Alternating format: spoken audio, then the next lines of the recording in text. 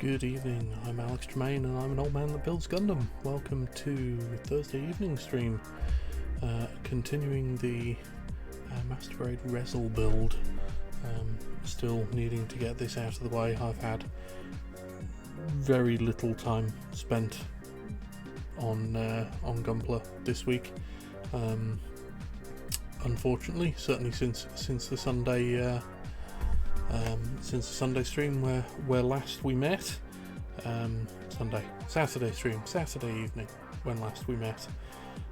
It's been a busy week at this end of things, but here we are again to continue this most ridiculous of builds, and we're just gonna dive reasonably quickly straight in.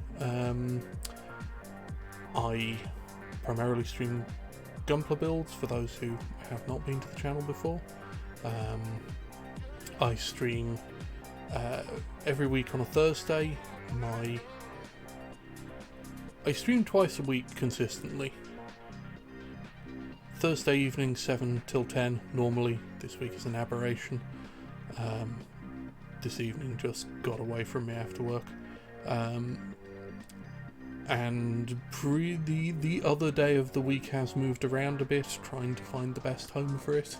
At the moment, the other day of the week that I'm streaming is Saturday evenings, again 7-ish until whenever I feel tired on Saturday, because don't have to go to work on Sundays, so why the fuck not? This Saturday stream will be probably close to the 7:30, 8 o'clock start, as I have prior commitments in the afternoon and I don't know exactly what time I'm going to be getting back home. Right, I think that covers all the important bits. VODs are on Twitch. I have a YouTube archive of previous builds that is linked in the Twitch channel description somewhere. If you're interested in having a look at that, then please go ahead, though it is a little behind at the moment. Right, I think that's all the beginning of the stream wordy bits. Let's get straight into things. 2 quick builds. How you doing? I am doing okay. I am glad that it is Thursday and that tomorrow is Friday, and that I am then done for the weekend. The weather is looking good, so I might spend some time in the garage this weekend, which would be nice. Right, so P1, P8, R9. Right, P. Where is sprue P? This is sprue P. How has the week gone for you? What am I working on in the garage? I am working on... I have a... Several years ago now, I picked up P8. I picked up an old 70s kit car. This particular version, this particular kit was built in what's the other one we need? P4. This particular kit was built and registered in 1989. I believe the kit itself was much earlier in the much earlier in the 80s that the kit itself came out. It's based on a uses a classic Mini as a donor car, or a Mini Metro also works fine. In fact, in some cases the Mini Metro works slightly better. Hey Shitty, how's it going? Hope you're having a... I'm assuming you're in your Wrestleman's catch-up evening. So yeah, I've done virtually no work on it this year, but the weather is supposed to be not awful. I did a tip run.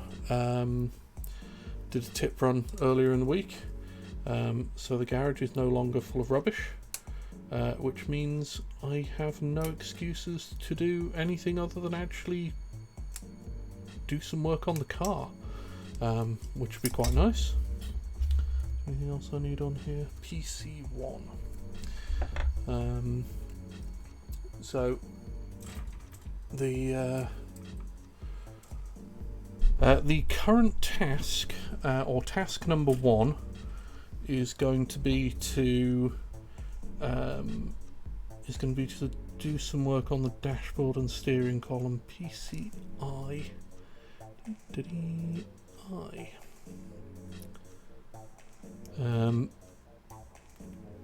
The body is a,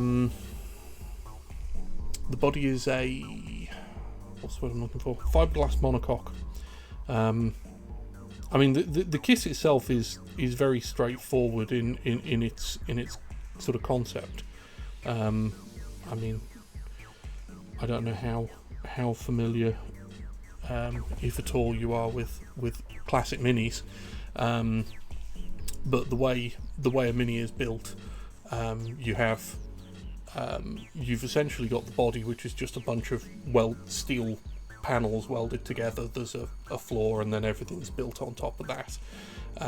But it's essentially a monocoque, just a monocoque made of welded panels together.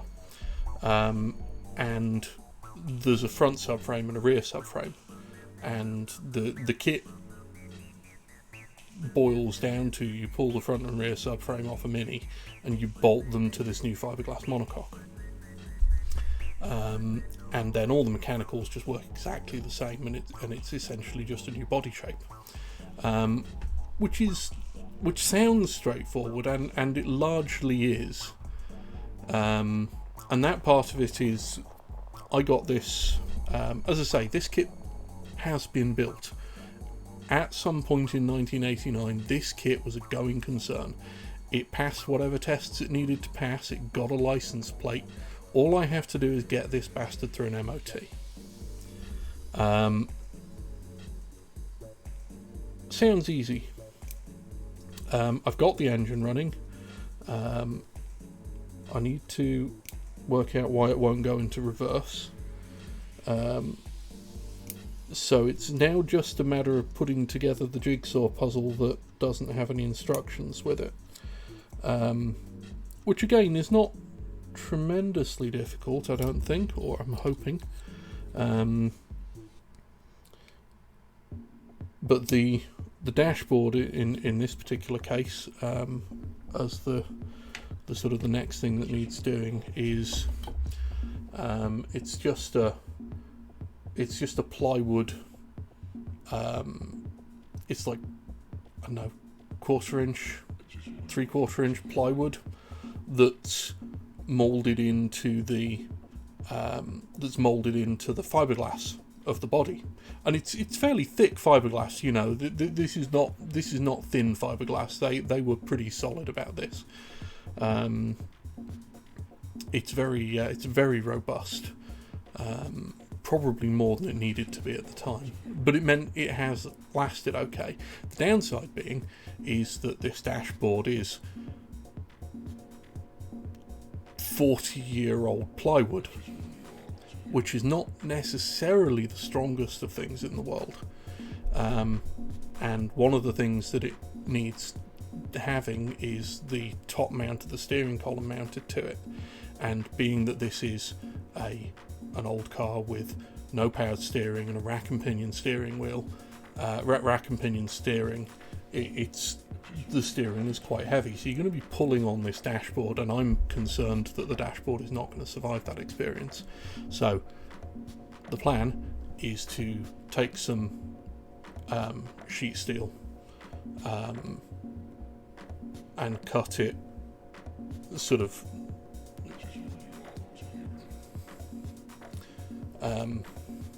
trying to get a good angle, fold some sheet steel in two and sort of put it over the dashboard to strengthen it, and then bolt through the 2 layers of sheet steel for the steering column mount, which will stop the steering column wobbling around, which is what it's doing at the moment, and what it really shouldn't be doing. So that's the task there. That is job number 1. Job number 2 is to work out why it won't go into reverse. I think it's just old dodgy mounts. It may be the rod that goes from the gear selector into the gearbox may have been rotated 180 degrees. I'm kind of hoping that's what it is, because that's a nice easy fix, but I'm not sure that that's what it is, unfortunately. MOT's not as big of a pain as you think,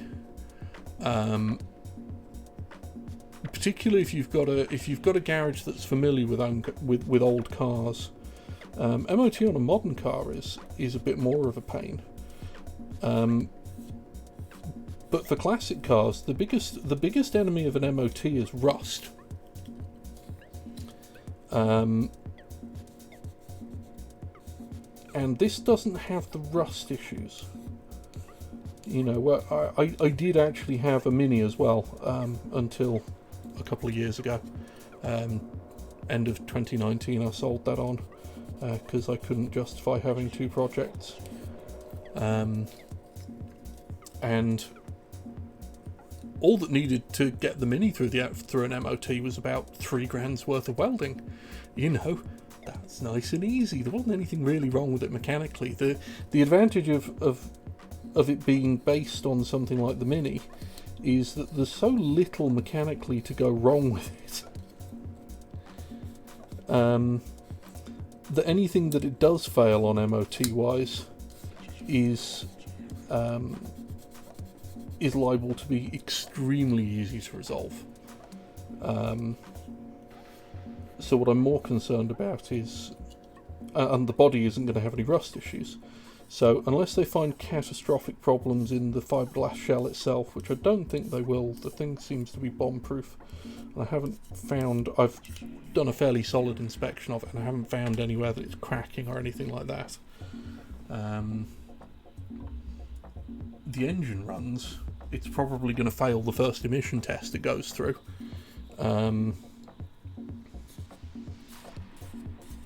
But that's easy to resolve on the Mini. And one of the things is I am fortunate in that where I live there is a specialist Mini garage with a rolling road, sort of not tremendously far away. So I can take it to them and say, okay, put it through an MOT and then rolling road it so that the mixture's correct, and it's not spewing out more CO2 or smoke than it's supposed to.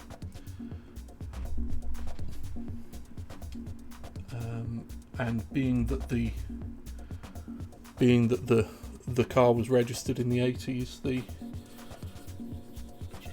the emissions test it's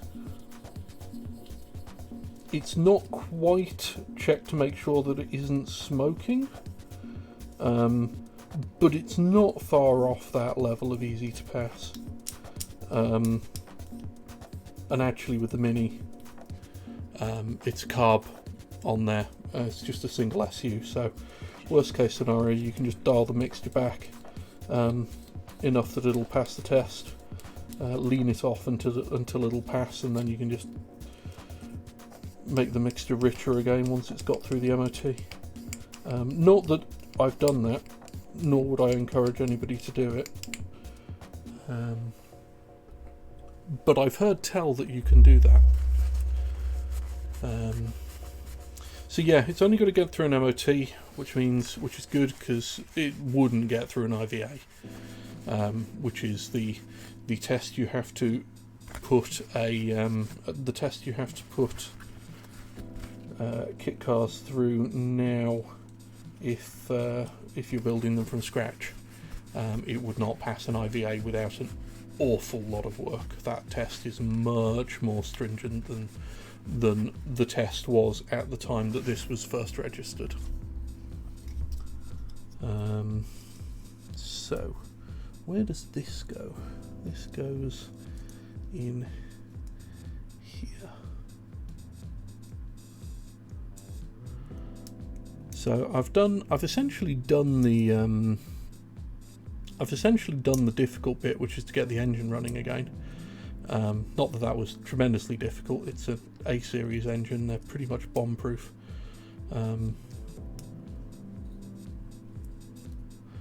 What are my plans for the car? Right, so step one is get it through an MOT. Get it running, get it on the road, get the MOT in place.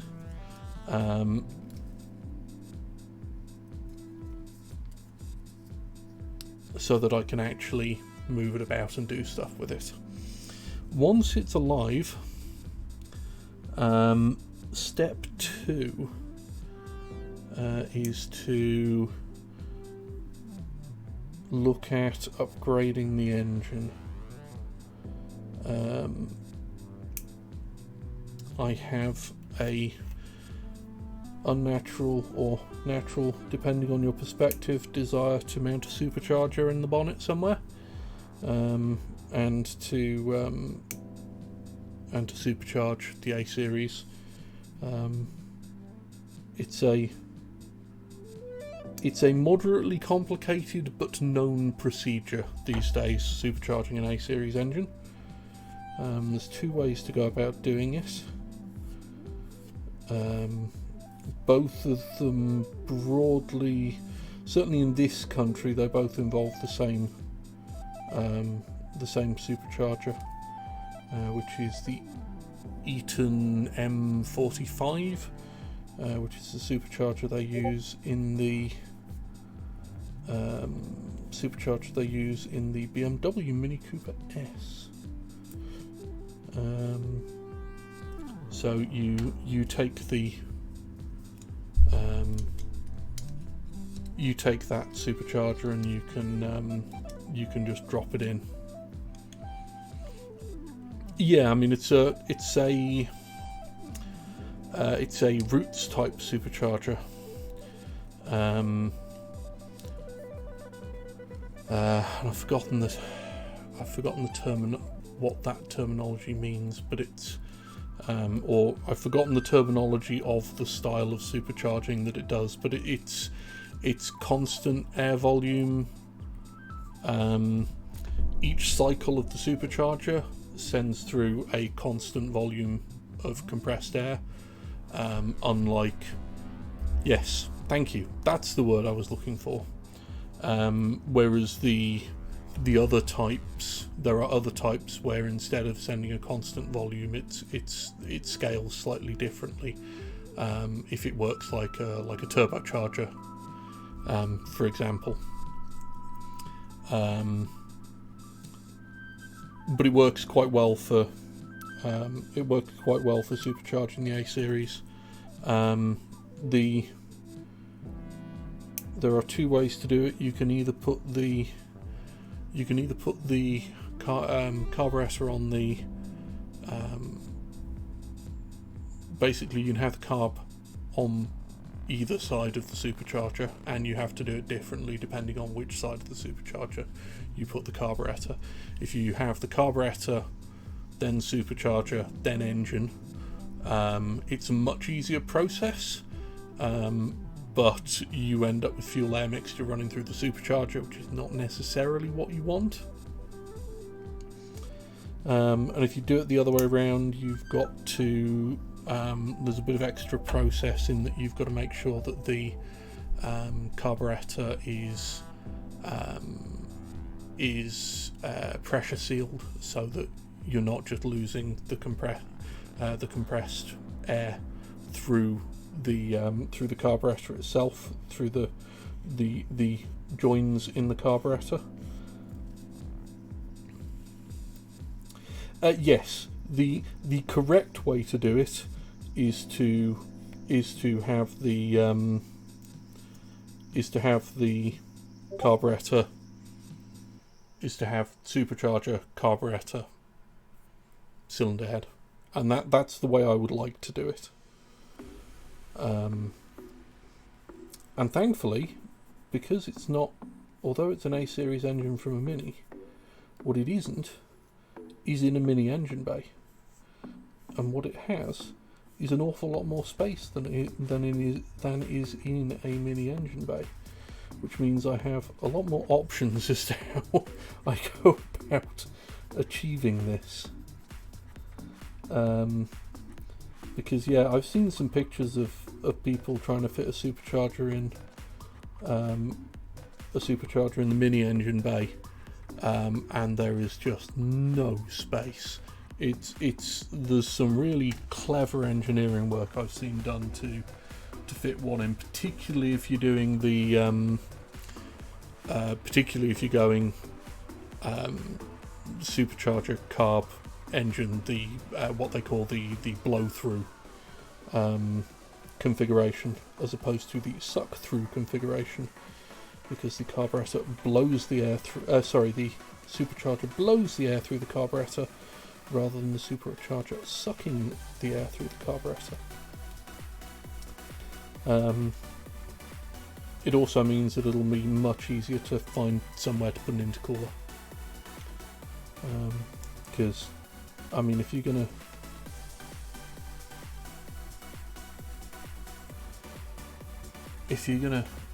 go forced induction, then you should really have an intercooler in there somewhere.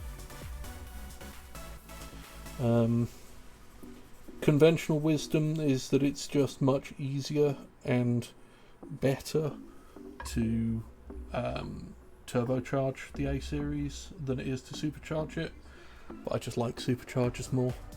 I like the sound they make, and I love the lack of turbo lag and the low end torque that they give you.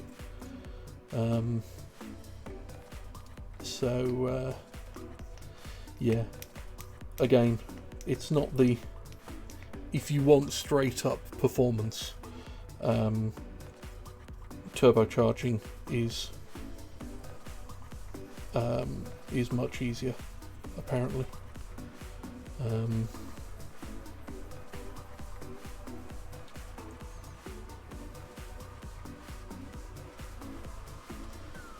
Yeah, I mean, the kind of turbos that you're going to be putting on an A series engine. The advantage with turbos is that turbocharged A series engines are a thing that were actually produced. In that there was the There was a factory-produced turbocharged Mini, the ERA Turbo, and there was also the MG Metro turbos, which is the recommended tool for the job, for a lot of the even for supercharging. The recommended plenum for supercharging or turbocharging is the plenum off the MG Metro. The MG Metro Turbo, what else do you pinch from an MG Metro Turbo? If you're turbocharging, you just pinch the entirety of an MG Metro Turbo engine if you can. If you can't, you pinch the turbo gubbins off an MG Metro Turbo engine. And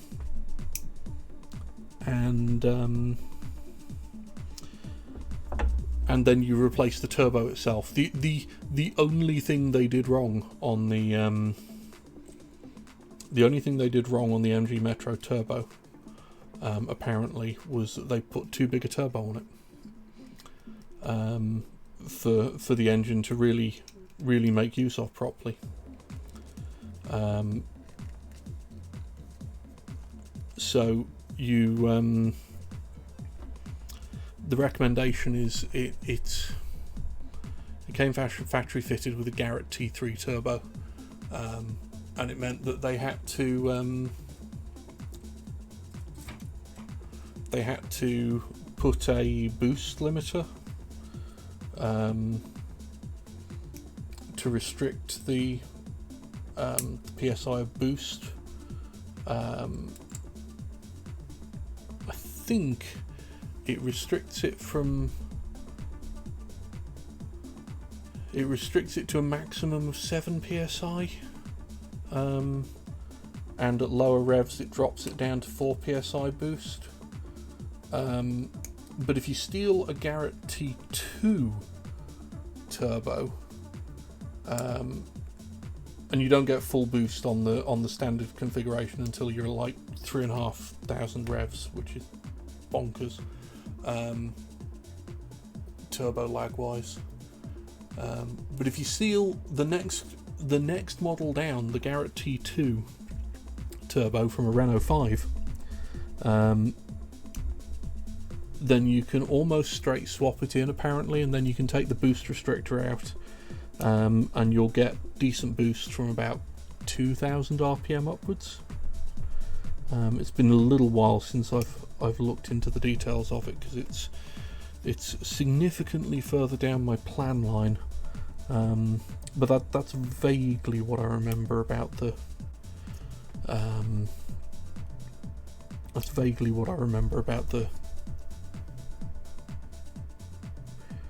the most straightforward way to turbocharge an A series.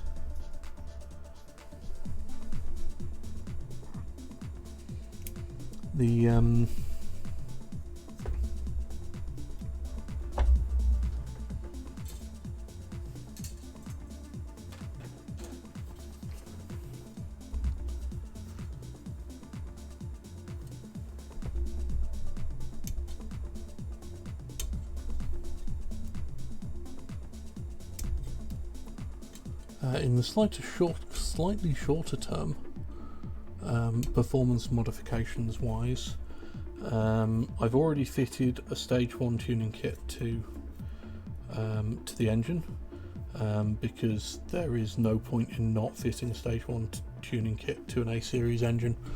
I was exceptionally fortunate in that the kit, the car when I bought it already had a 1275cc A series in it rather than one of the smaller engines, so I got really lucky on that front, and it's an unmodified engine as well, doesn't seem to have been touched, so there is an intention to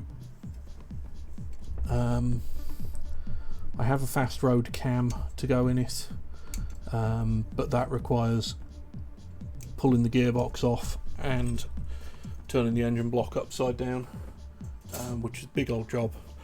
And if I'm going to pull the gear off and pull the gearbox off and strip the engine down that much, then there is absolutely no point in not getting the engine bored out a little bit, put some fresh pistons in, get the crank and flywheel balanced, and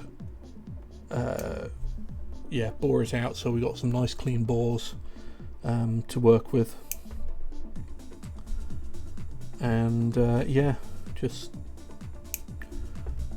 hopefully start with an engine that is fresh as a daisy as far as gas and oil seals go. Would be really nice.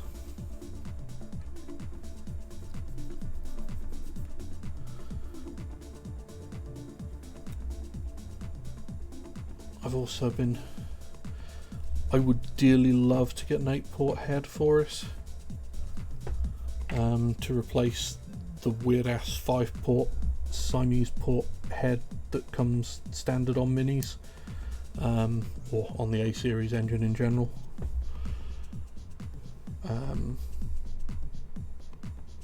But they're bloody expensive. They're more expensive than finding a supercharger last time I checked.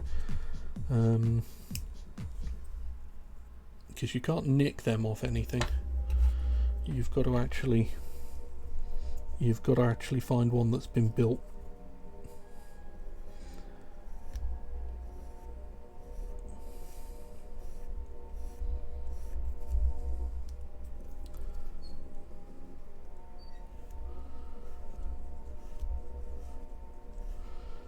But yes, having the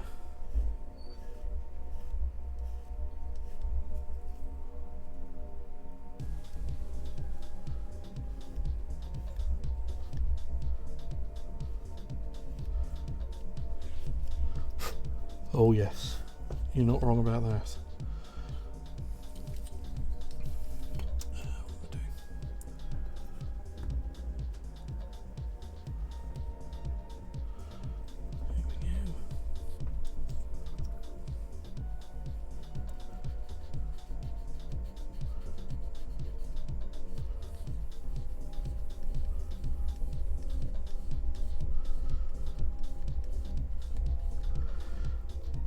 My sanding process has sort of evolved significantly.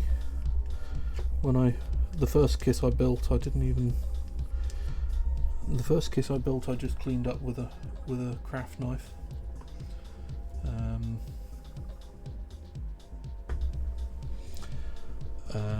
While I was basically, because I couldn't make myself wait for the finishing paper that I'd ordered to arrive once the clippers arrived, so I just got started.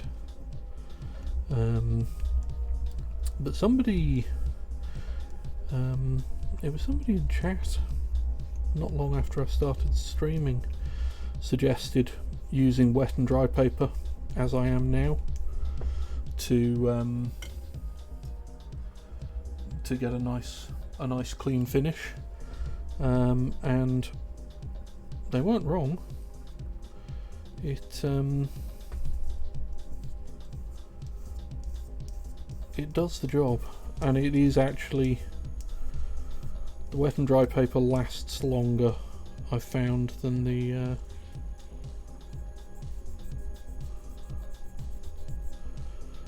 Tamiya finishing paper I was using previously.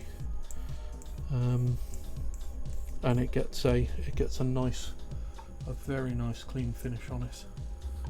I did have to, it's probably not terribly obvious, but I did no, there we go.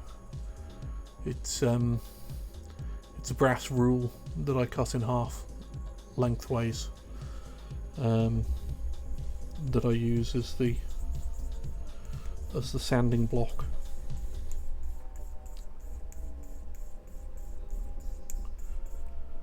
So it's a nice firm flat surface for the wet and dry to be attached to.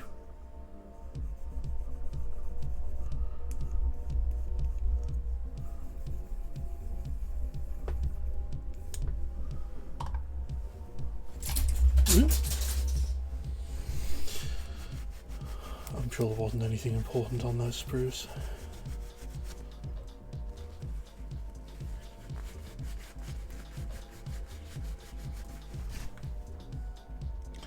But the result, come on, is that I get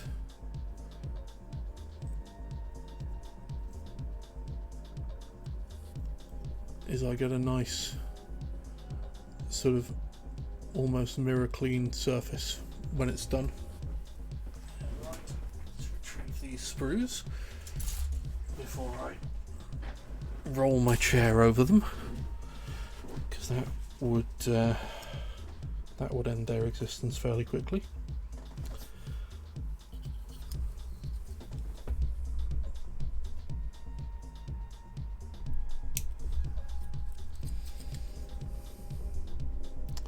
I use this is 320 grit. This is some of the Tamiya finishing paper still, because it doesn't clog the way the finer grit does, which I use for just doing the first pass, taking it down to almost a sort of getting everything leveled basically. And then the first wet and dry pass is 1500 grit, and then the second wet and dry pass is 7000 grit to get that final finish.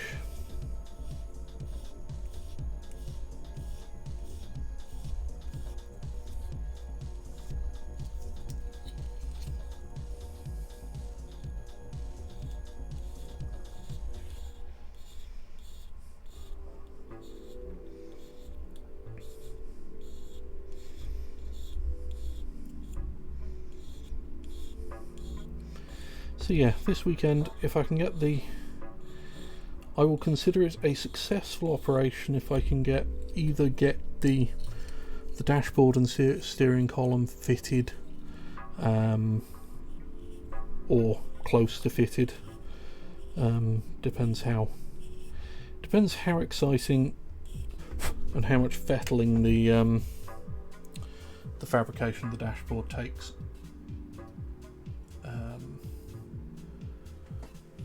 If I can get it ready to go and sprayed up, so that it's ready to be fitted, because I will be using steel, so it will need the sheet steel I've got is a little rusty at the moment, so it'll need wire brushing down, and then a bit of a go over with some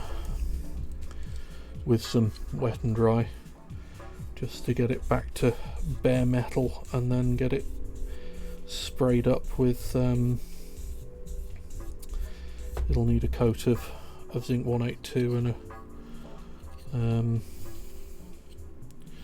coat of zinc 182 and then a coat of gloss of some variety, just to keep it nice and clean.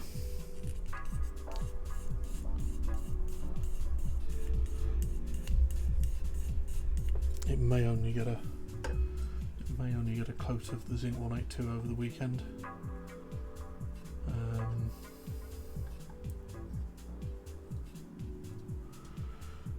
I say zinc 182. I don't think it's actually zinc 182 I'm using these days. I think I'm using acid etch primer.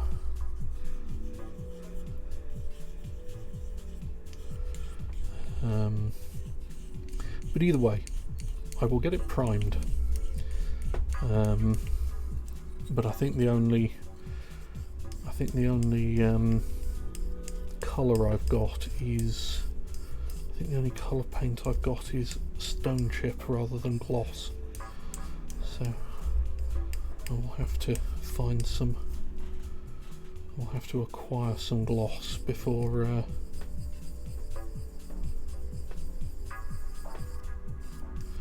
but thinking about it, if I get it to the stage where it's ready to be fitted, and then spray it up, it'll need a day or so to dry. It'll need a day for the primer to dry before I can put gloss on it anyway, so probably won't get quite to that stage. As I say, if I can get it to the point where it's primed and ready for the final coat, or ready to start colouring, I can nip out and do some coats of colour in the evenings during next week, if I get a chance, and then I can hopefully look to fitting it properly next weekend. I mean, a stone chip might not be the worst. No, stone chip's a terrible idea putting it inside the car. It'll just be too thick.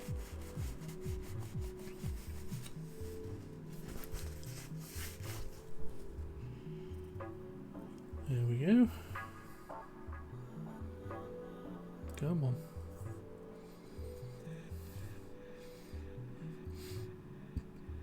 Got some nice clean finish there.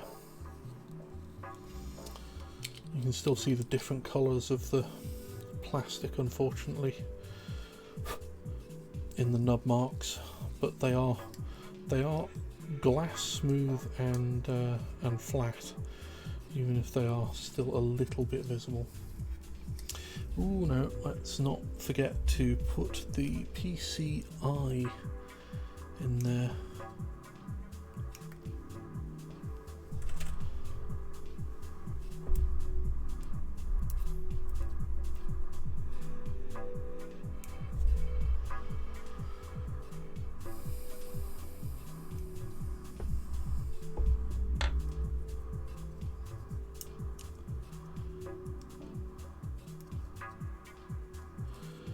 As you say, the downside of the sanding is that it is slow,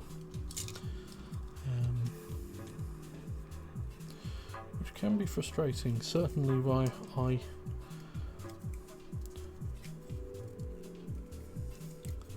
I have ended up, as I have moved from build to build and become more and more perfectionist about things, the time taken on each build has gone up.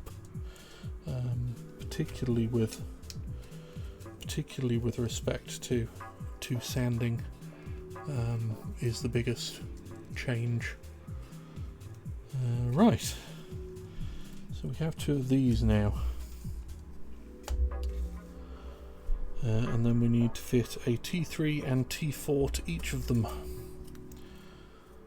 T3 and 4 are here.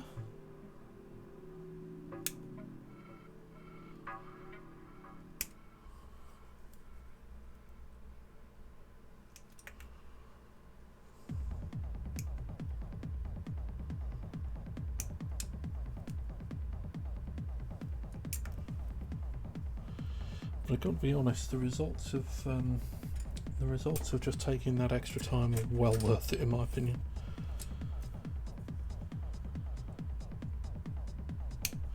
Particularly given that I'm not currently painting any of my models.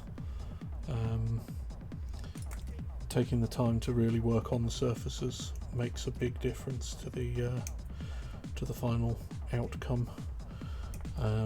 As far as extra finishing goes, all I'm doing is panel lining. So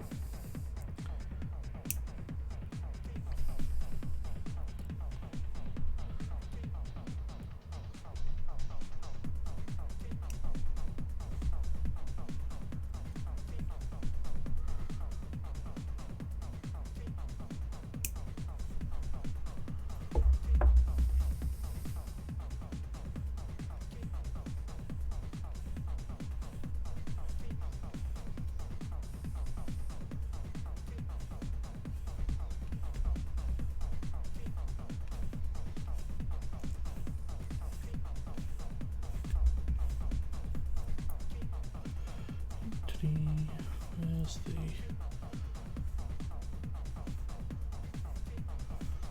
There's one, and where's the other nub mark? There it is. There we go.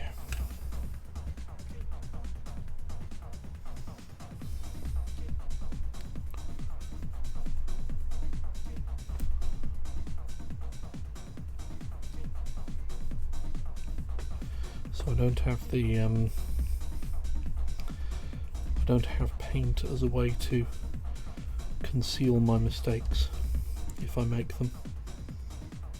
Let's be honest, when I make them.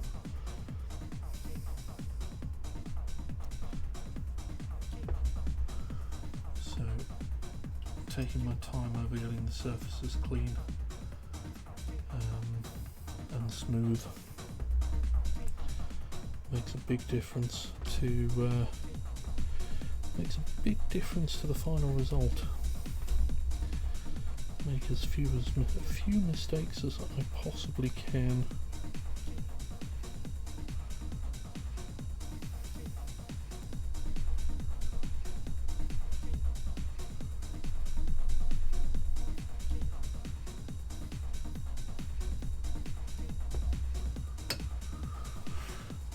There we go.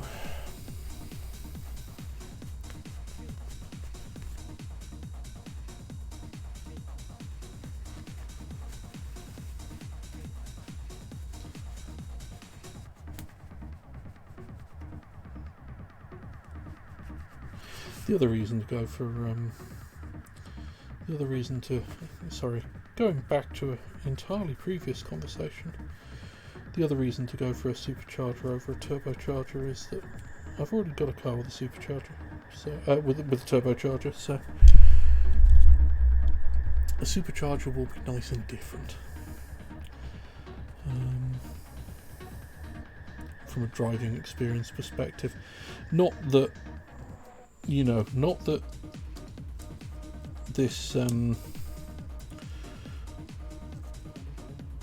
this car is going to be anything other than an interesting driving experience. I'll tell you what, once it's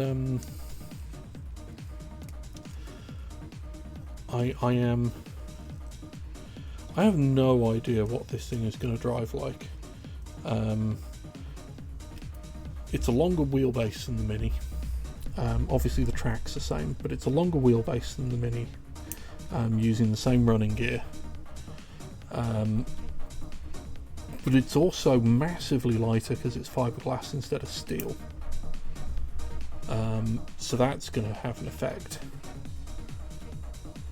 And the previous owners replaced the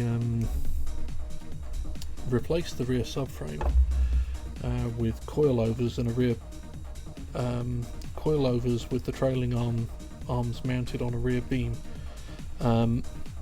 So the back end is even lighter than it was designed to be with a Mini subframe on there.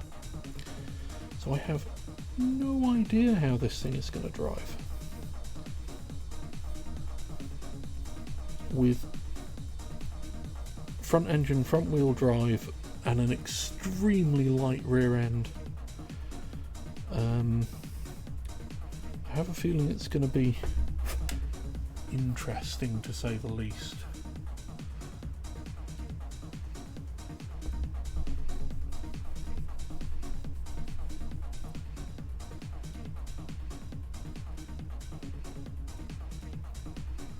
There we go.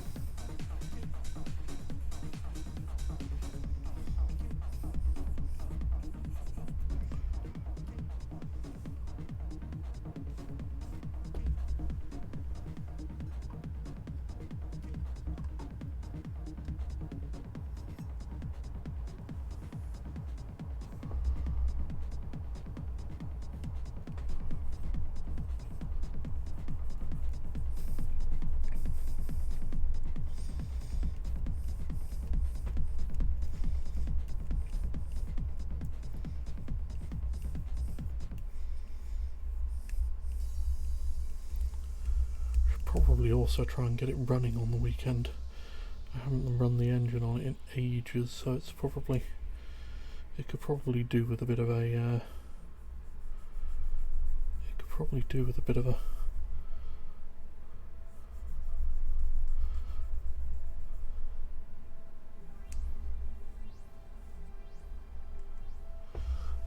run.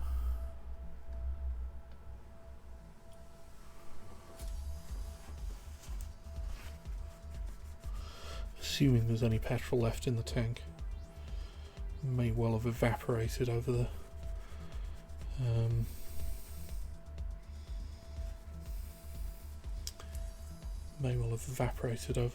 the time it's been sat.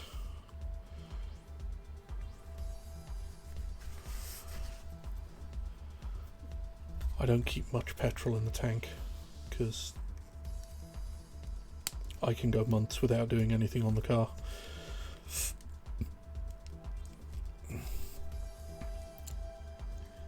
Yeah, I can understand that. 2 quick builds. What projects have you had in the past, and are you looking for new ones?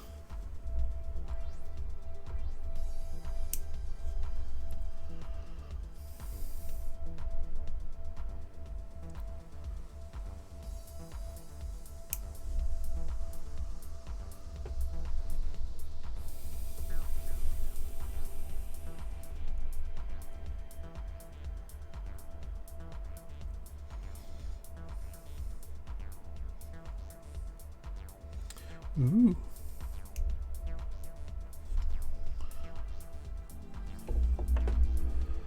That's rather nice. Oh, that's a lot of car. 97. A 67. Jesus Christ. How many people's souls did you have to sell for one of those?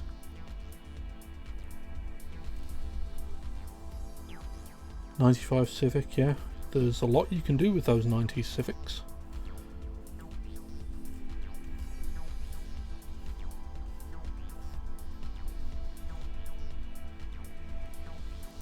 You built it. Well, that'll do. That'll certainly.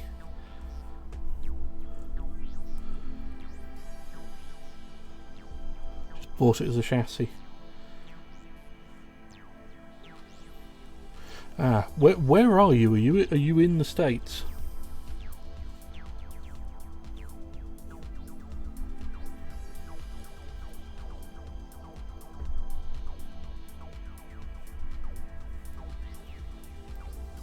Ah, that makes life a lot easier.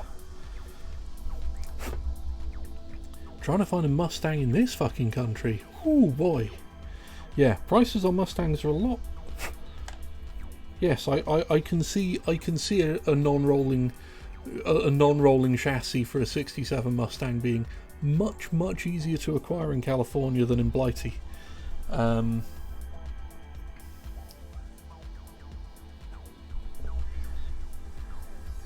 Yeah, this is why I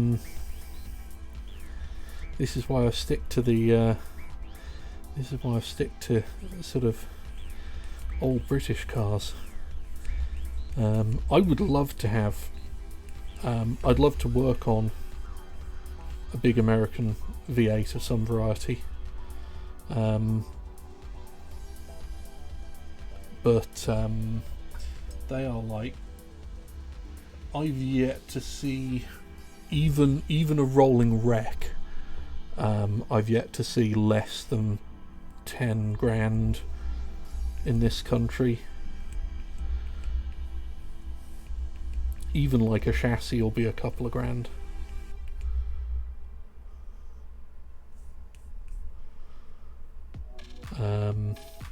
So yeah, I've stuck to the things that are easy to get hold of here.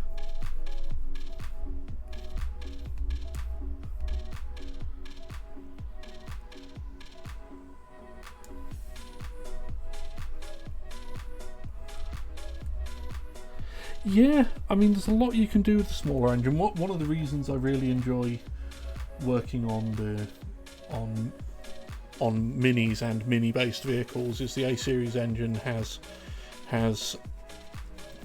there is an awful lot of headroom for tuning an A-series engine, because they were, you know, they were as factory standard, you know, unless you start going to the sort of like the Coopers and the Cooper S's, as factory standard, they just weren't tuned at all.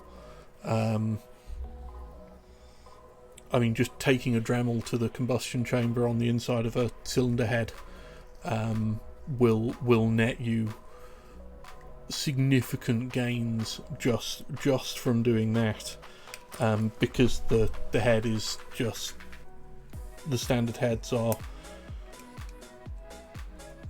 just not terribly, they're not poorly designed, but they're not, they make very inefficient use of what is available to them, put it that way. So I'd like to work on a bigger engine. I keep looking at sort of big old Leyland cars and Rovers from the 70s and 80s. See if I can find something cheap, but even those are getting expensive now. Something with a nice big Rover V8 in it, 3.5 V8. That's a well understood engine from a tuning perspective.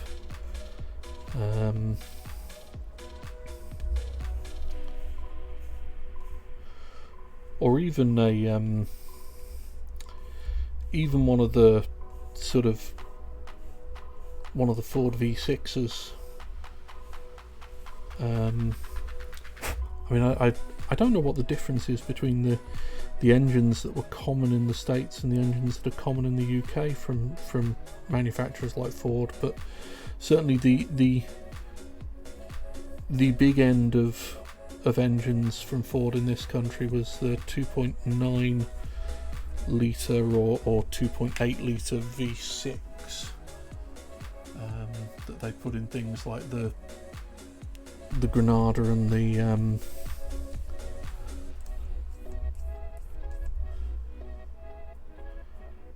Granada and the Ford Capri.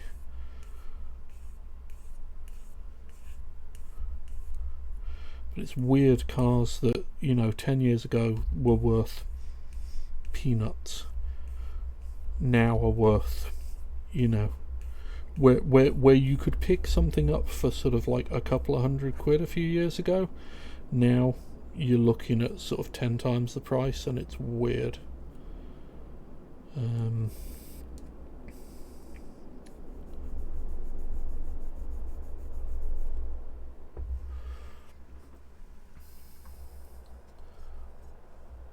I also have a preference for working on older engines. I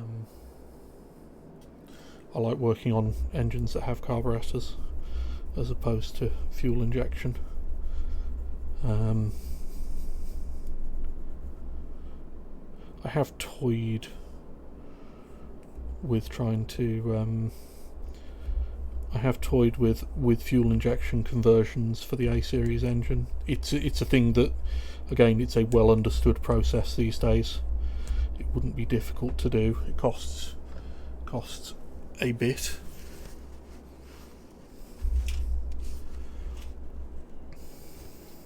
See, it didn't used to be the case here. There were things that were well past the 25-year mark. There were things that were well past the 25-year mark that didn't get expensive until relatively recently here. Cars that people just didn't care about, basically. But now we've got to the point, I guess, where the good examples are becoming extremely rare. So because there's always somebody who cares about a car, even if the car is awful and everybody hated it at the time. There's always somebody for whom it was their first car, or it was the car they learned to drive in, and they love it to bits, despite the fact that it's nothing. And even those kind of cars are starting to get expensive now.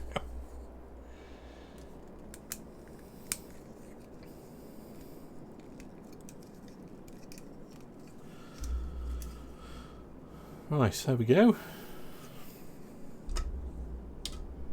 Now what do we do with those?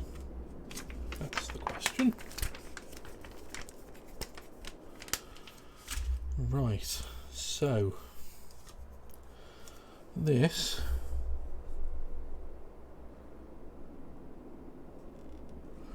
goes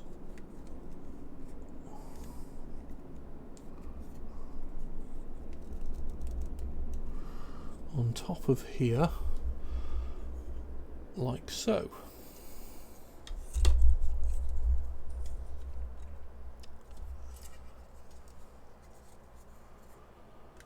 And this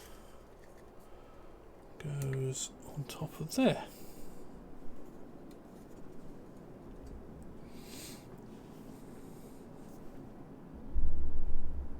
Oh, I hadn't thought about the import legality of them. It's weird being in the UK. Importing cars is just such a pain in the arse. I see a lot of people sort of talking about importing cars from Japan and America, and Japan is just so much closer to you than it is to us.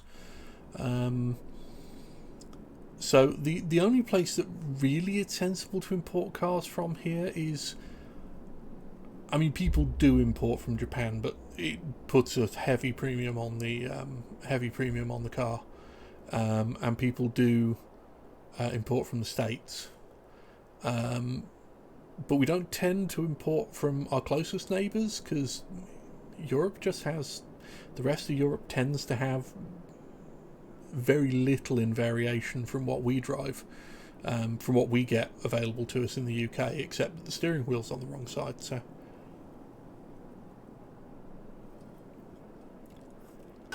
And Japanese cars, of course, have the advantage that the steering wheel is in its correct place on the right side of the car. Alright, P10. I need 2 copies of P10, wherever that is. Here it is.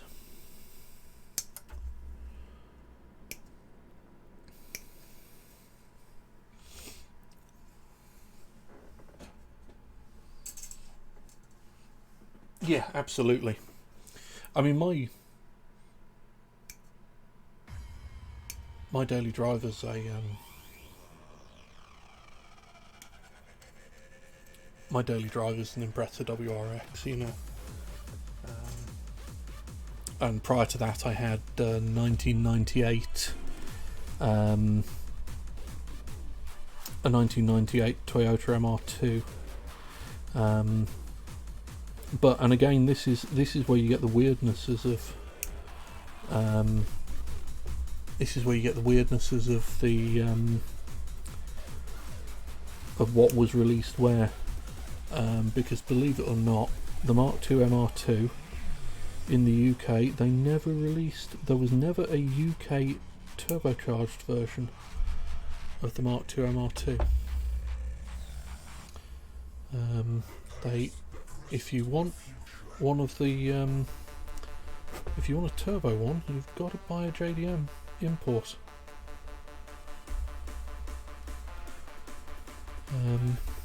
And that's where it gets expensive. Which is why when my MR2 succumbed to rust, I loved it. The MR2 was a hell of a car.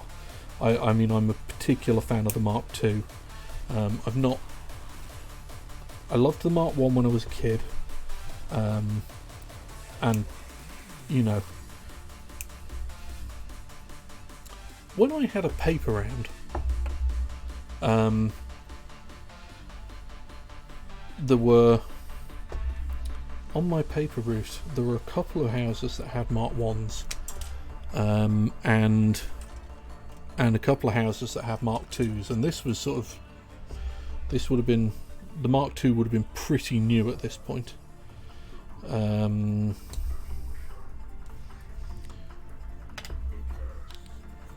I love both of them. I mean, I'm a sucker for pop-up headlights, you know, I really am.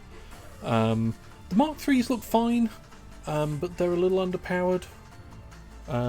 Certainly in comparison to the Mark, particularly in comparison to the turbo to the turbocharged versions of the Mark II. The Mark III's are kind of lame power-wise.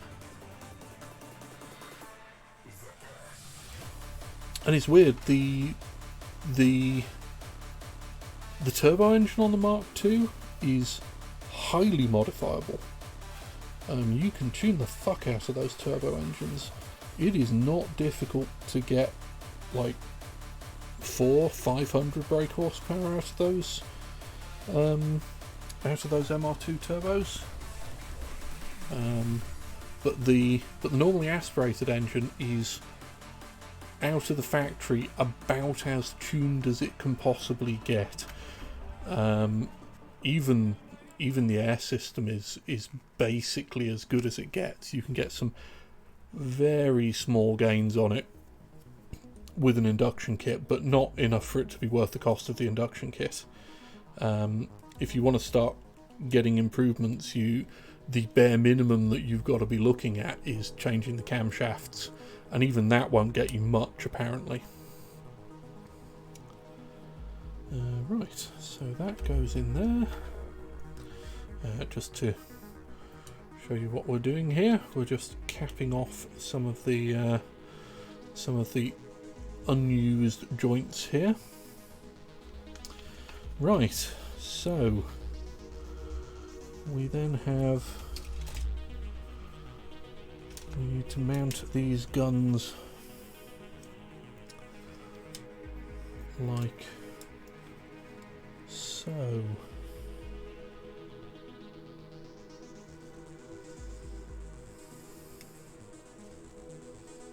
What have I missed? I've missed a thing somewhere. Let's go back a page. What have I missed? Ah, I've missed this step here. S28 and 29. No, that's Q. Where's S? S is actually one of the grey ones, isn't it? S28 and 29, here they are.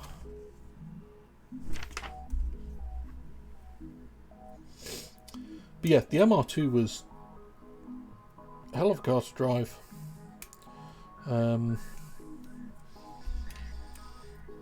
It's the first mid-engine car I'd driven, and it was the first rear-wheel drive car I'd driven in a very long time at that point. When I got it, I was I was in my late 30s when I got it, and I hadn't driven a rear-wheel drive car since I was in my teens, I think, at that point. Everything I'd had since then had been front-wheel drive. And I gotta say, I love the mid-engine rear-wheel drive combo. It's a hell of a drug.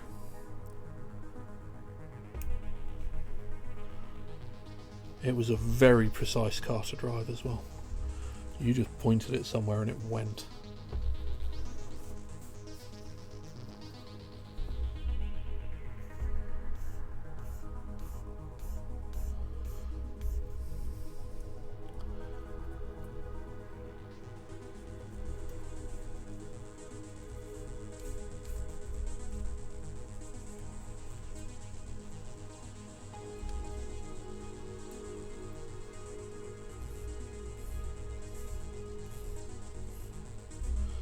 So yeah, I was very sad when I sent it off to, I sent it into the garage to,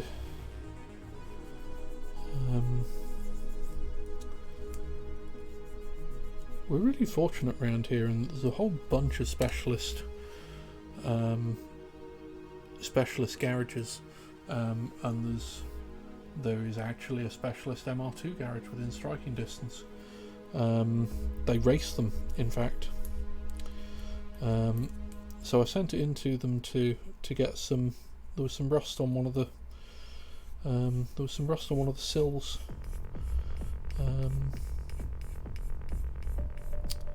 Sent it in to get the rust sorted, and sadly, it turned out while the rust I sent it in to get fixed wasn't as bad as it looked. When they were using the grinding wheel on the when they were using the grinder to cut out the bad metal,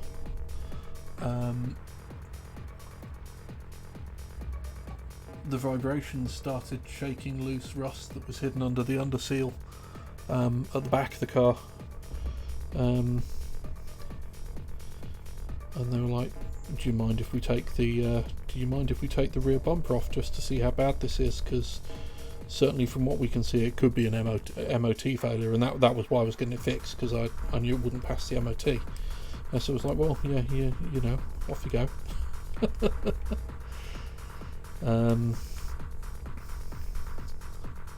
It's got to get fixed.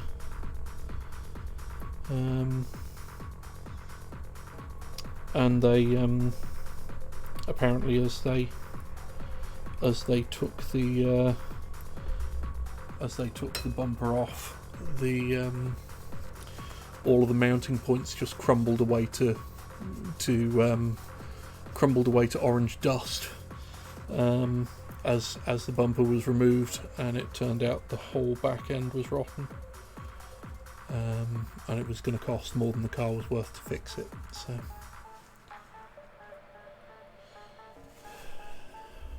So that's how I ended up with a That's how I ended up with the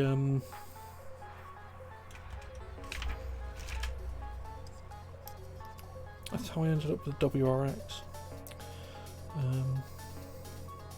which is also a really nice car, but it also is a much younger car, in my case, than the MR2 was.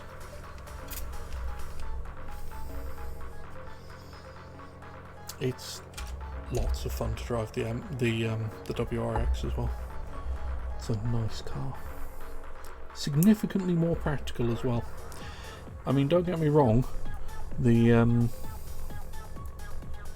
as two-seater mid-engined sports cars go, the Mark II MR2 had a surprisingly large boot trunk, for those of you who are not English. Had a surprisingly large amount of space in the trunk, but yeah, it's nothing compared to, you know, I wouldn't have been able to do a run to the tip like I did this week in the MR2, put it that way.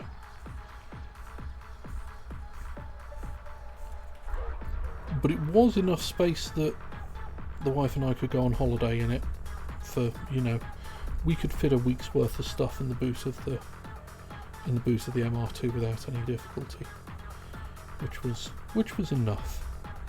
And when I was looking to replace it, I did look at two-seater sports cars. In fact, the Subaru Impreza was the only car that wasn't a two-seater sports car that I was looking at.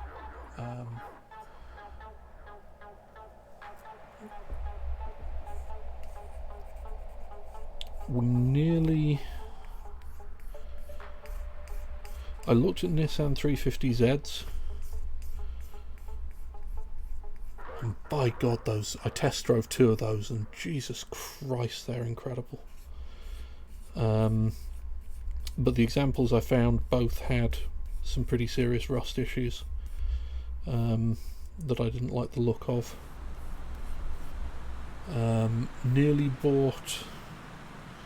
Had a test drive in Mercedes SLK 280, I want to say. It was one of the 3.5 V6 SLKs.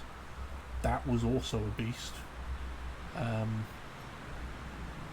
I've got to say the motorised hardtop convertible was a big selling point on that one. But when it came to just value for money, the Subaru the Impreza WRXs were not far off performance-wise, and significantly more practical. and we found a really nice example, so I have that now, and I do not regret it, even if it doesn't get terribly good mileage.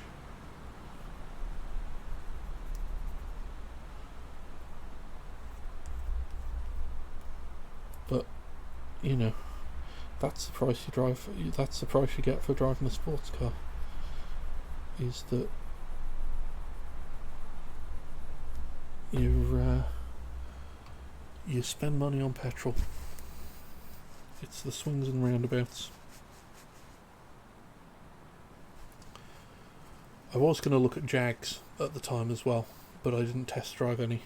I looked at several. Adverts for them, and you can get a lot of car for, or certainly at the time, you could get a lot of car for not a lot of money if you were buying a Jaguar.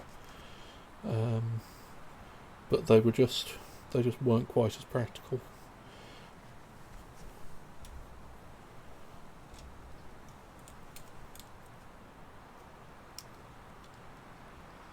The problem is that they were Jaguars, and whilst I love Jaguars to bits,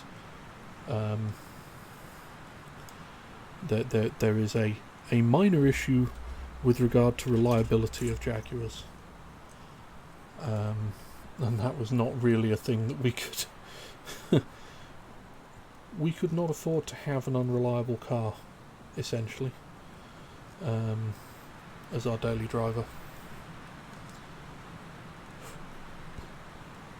And sadly,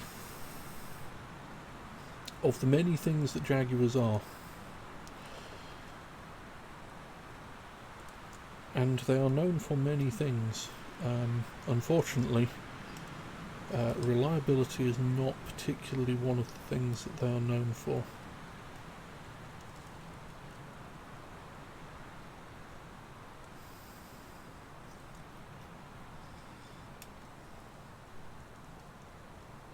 Not these days, anyway.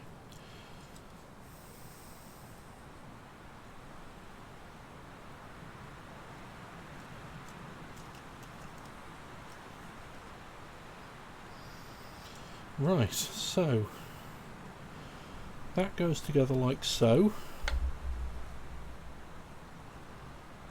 and we tilt these forward a little bit apparently.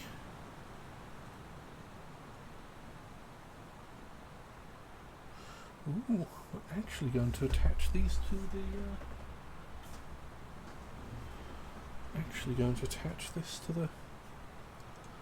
so, how does this connect?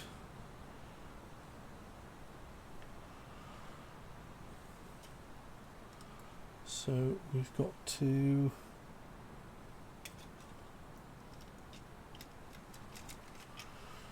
Well, this is awkward. Okay. So...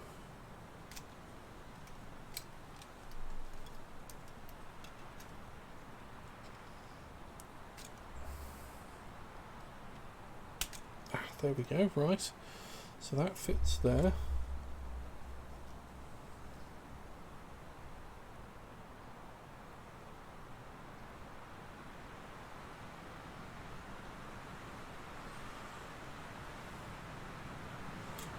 Like so.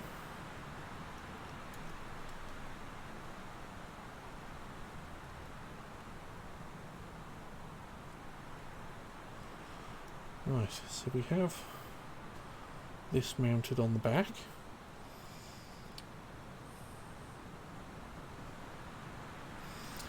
Oh, I see, interesting. Right, so let's tilt these forwards a little bit more. So these then come in. I don't know if you can see this, but these parts here slide in, and they are catching just here on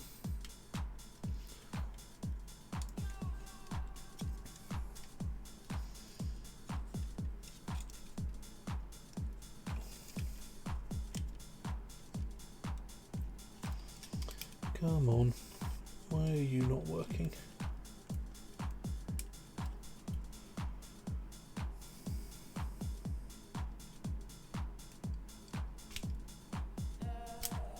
no. That's as far as it goes. Okay, that's cool. Right, so that holds that now firmly in position. I am constantly impressed by this kit. Right, and then these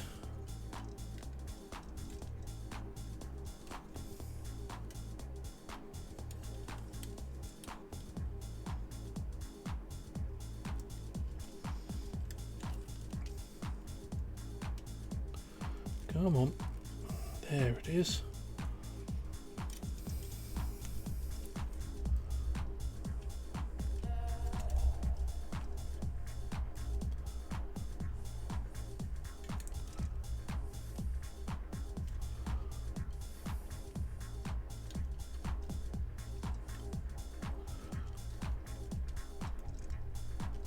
There we go. Is that fully in place? I think it is.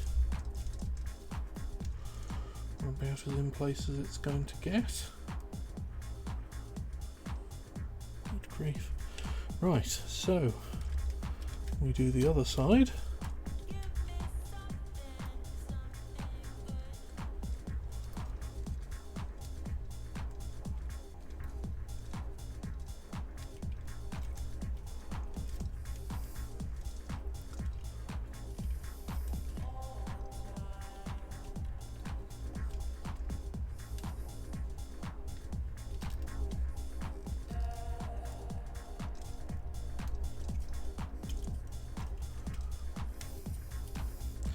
Right, and I think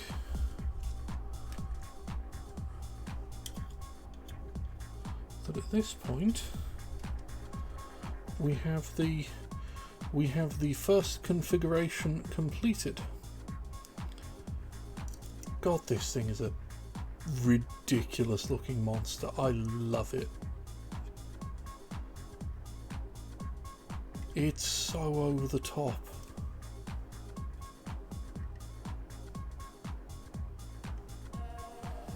Can't even really zoom out far enough to get a proper look at it. There we go. There's the back.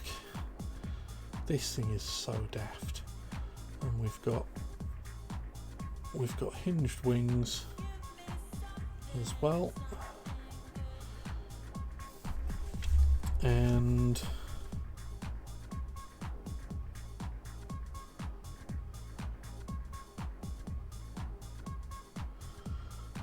so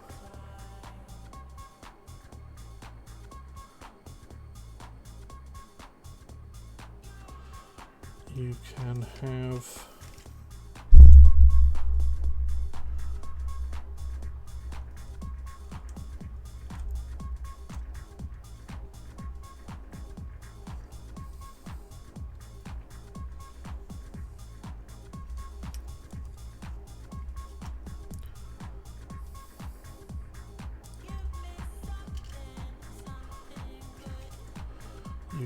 the weapons fold down over the shoulder like so, which is also bonkers. Everything about this kit is bonkers. I love it. This kit is so stupid in all the right ways.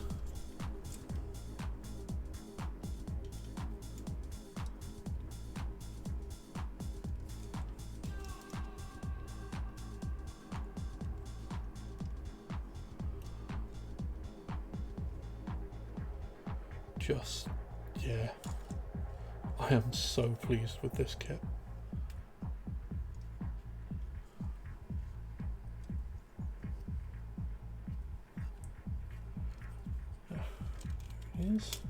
There we go. That's better.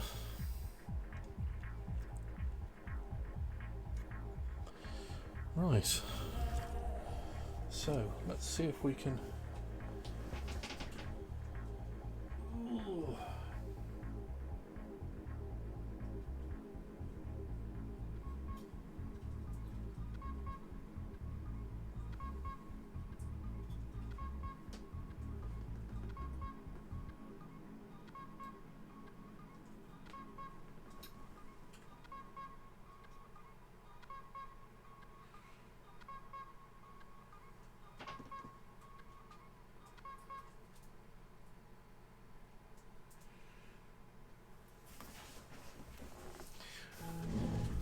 we're going to have to do some real playing around with that to try and get it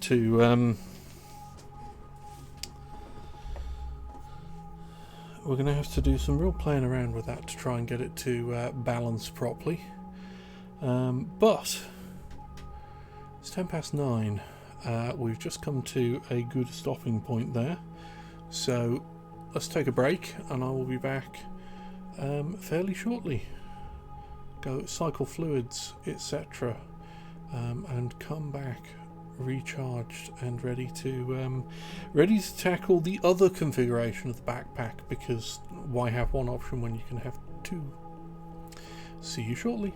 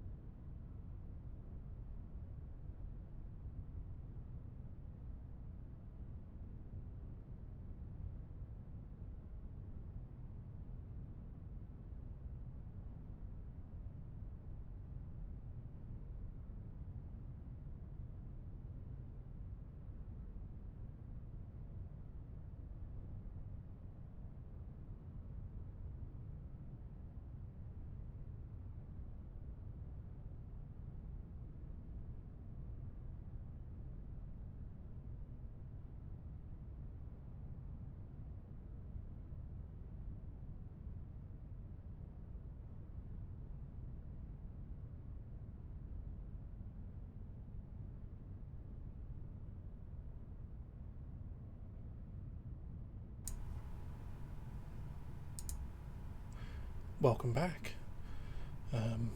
For anybody just joining, I'm Alex Tremaine and I'm an old man that builds Gundam. And today we are continuing our quest to finish the Master Grade ReZEL. Just before the break, we completed the trying to find a good place to hold this. Ooh. We completed the first configuration of the backpack, and now, almost instantaneously, we've got to take it all apart again to complete to do the second configuration. So let's go for it.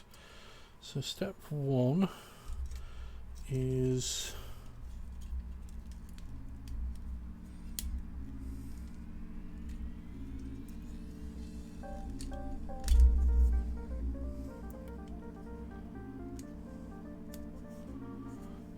these come off.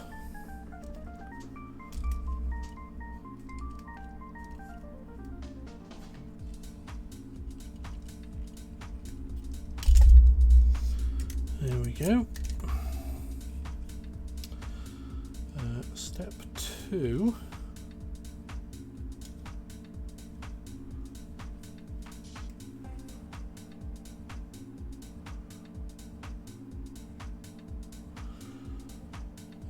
is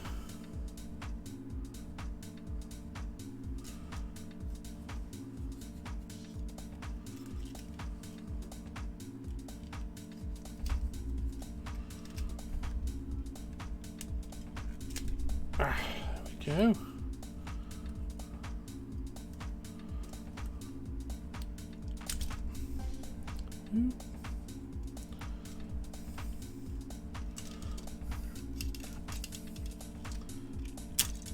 There we go. As those come sideways, and these come off.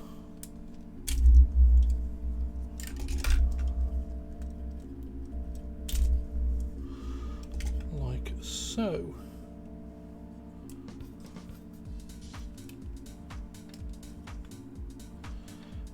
right, let's move these out of the way because they are not part of this build.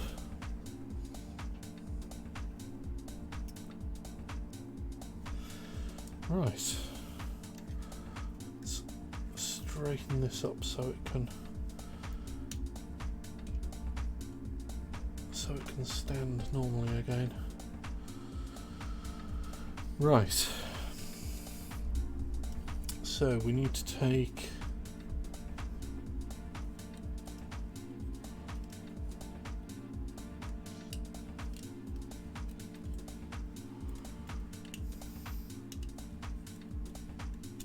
there we go.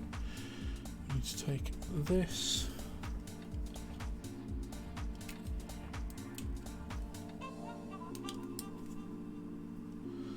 Come on, you can do it.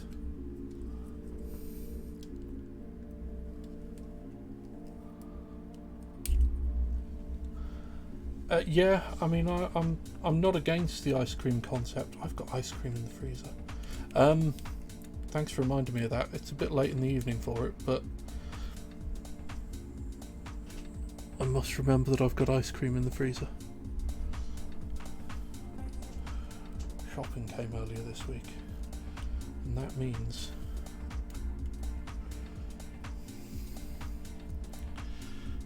I have options. Come on.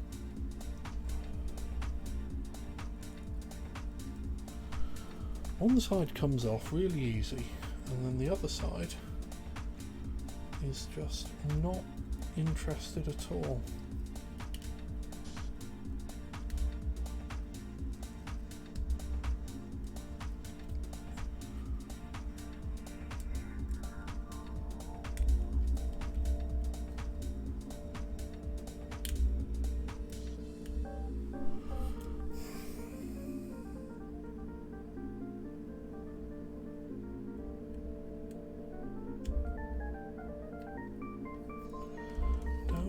Using knives for this, but nothing else is going to get in there.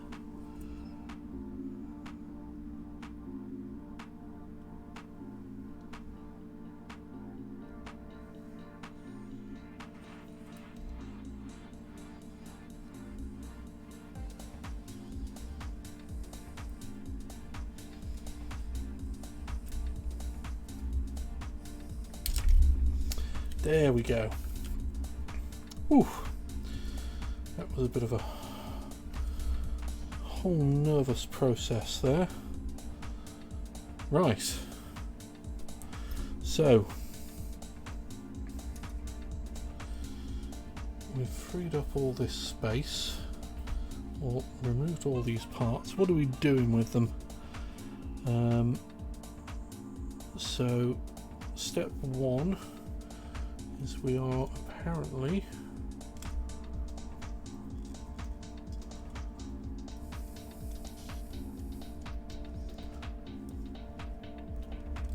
how did the wrestling go?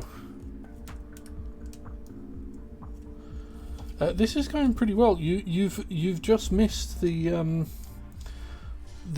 completed backpack in the first configuration with the ridiculous guns. It's bonkers, and now we've got to take it all apart again in order to do the other configuration of the backpack, because I still have like 50 million sprues left here. So we are not done yet. And then I guess once we've done that, got to work out how to transform the bastard thing, because apparently it transforms into some variety of spaceplane mode. Right, so those parts come off and are not used in this configuration. And now we need Q5 and Q6. This is sprue Q.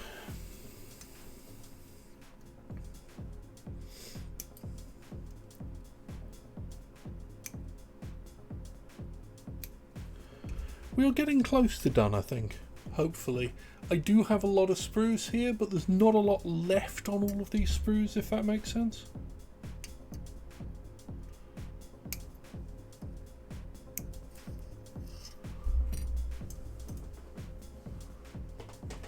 Several of these sprues have like 3 things left on them.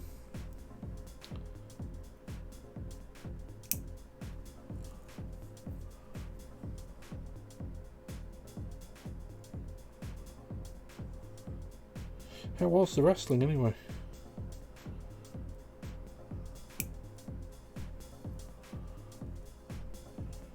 Were you dynamiting?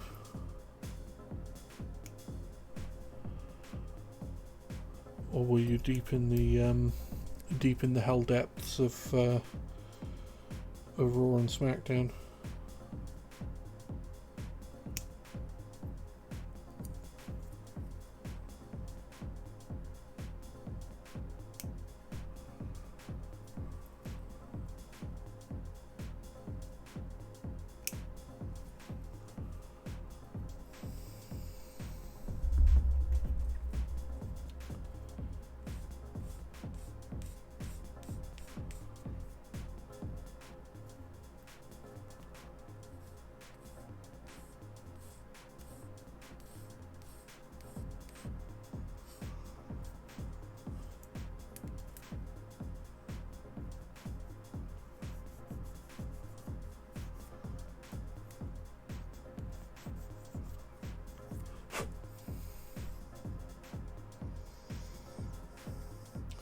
Which dates did you get wrong?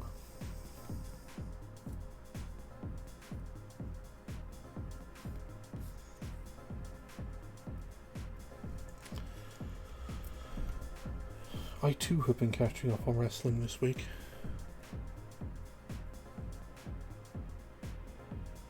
Yeah, that's going to be a thing to behold. I mean, I feel like Yano's probably got that one, but some days everything just turns out to be evil.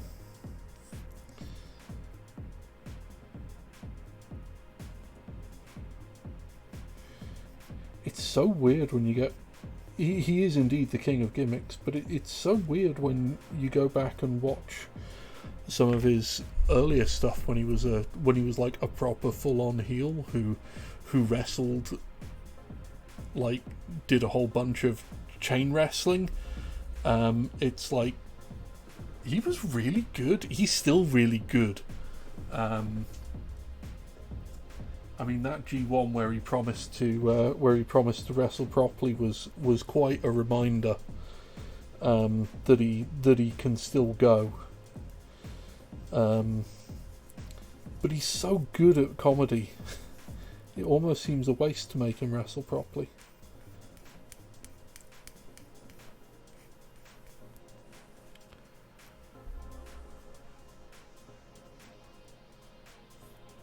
I've only watched a couple of matches from that era of him just to see what it was like, but yeah, it's very weird to see Yano taking himself and other people seriously.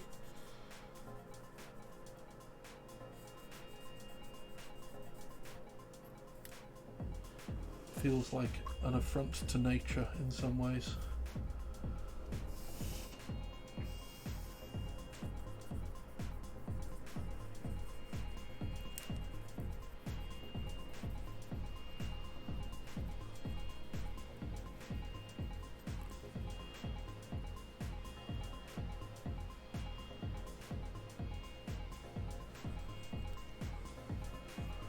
Oh no. Anything major? Is it fixable?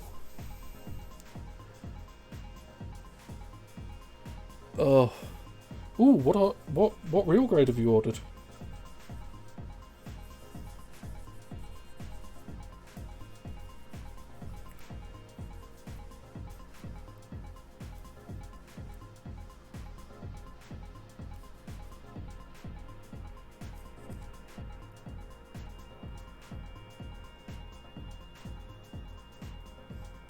Yeah, that's fair. I totally get that.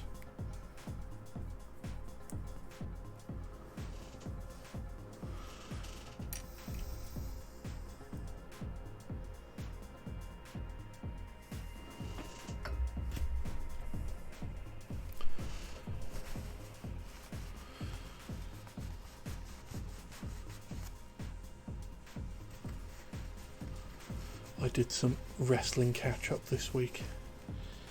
I am slowly getting closer to the Stardom Nippon Budokan show, so I can see the Tam versus Julia hair versus hair match. Only a few more shows to get through before that now. I've finally seen Julia versus Starlight Kid for the white belt. That was nasty, should we say. B10 is these, okay.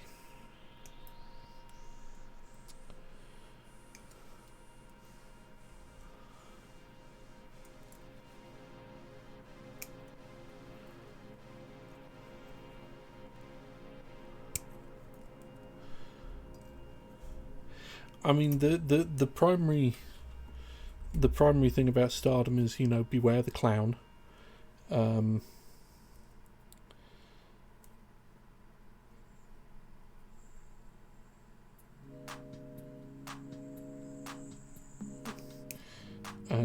also, they're all terrifying psychotics.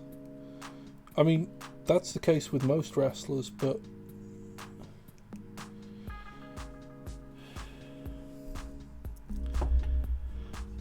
Stardom is the wrestling company where they seem to have the least care for their lives, just in general.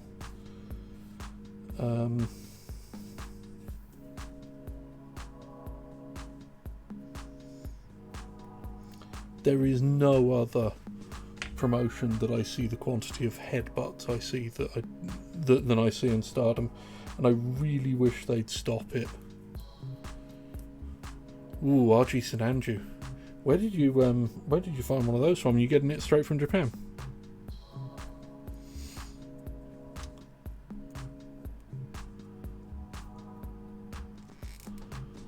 It's payday tomorrow, and I understand that Gundam Mad have had a restock in, so I'm going to be doing a bit of a sneaky peruse. Ooh.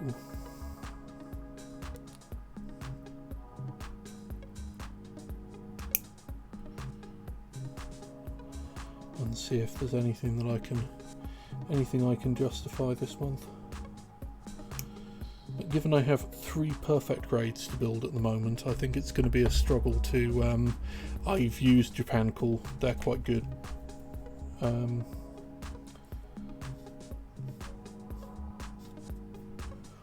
I shall take a look. I get notifications when Gundam Mad refills, but I haven't set that up for Japan Cool. In other news, as I say, Japan Cool Gundam Mad has restocked. Yeah, me too.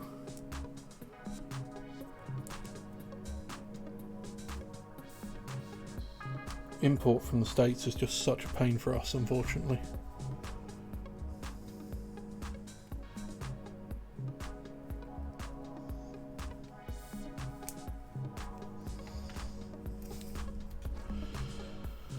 Right, there we go. So, how do these go? So these go on.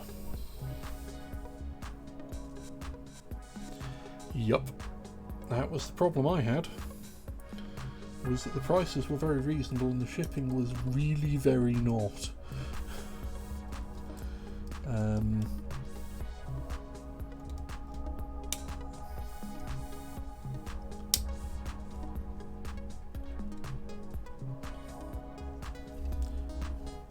Yeah, as I say, Two Quick Builds heard nothing but good things about them. It's just that at the moment in the UK, shipping is insane from the States.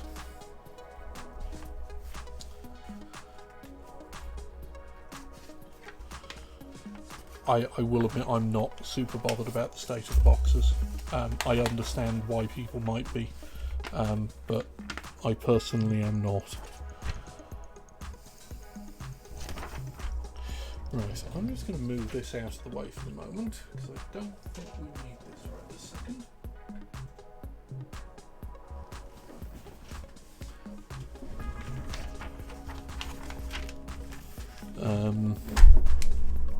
I think at the moment it's actually cheaper for us in the UK to order. Yeah, I was quoted nearly $100 for a perfect grade shipping. That's exactly what I was about to say. Shitty. I believe direct from Japan is just cheaper for us at the moment in the UK, which is just madness. Right, bear with me a second. Sorry, I've left my drink over here.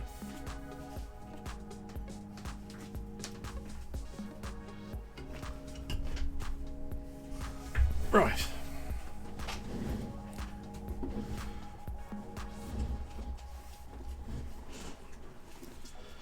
Let's get back to this. So,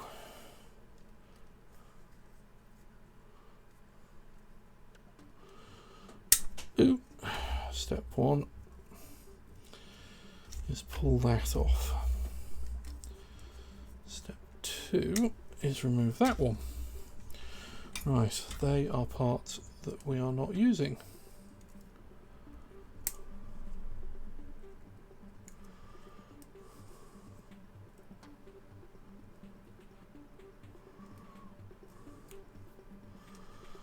And then we can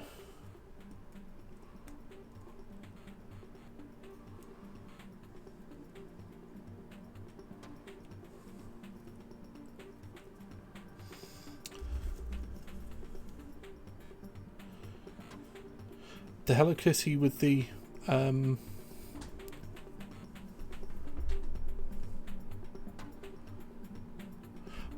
wife got the Hello Kitty Gundam, not the Zaku,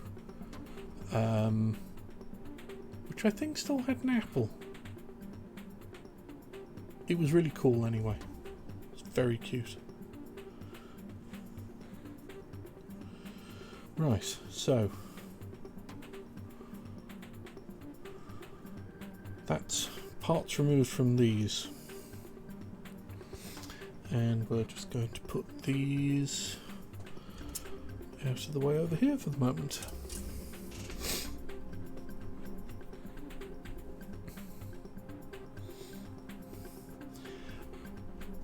I mean, you'd kind of have to, wouldn't you?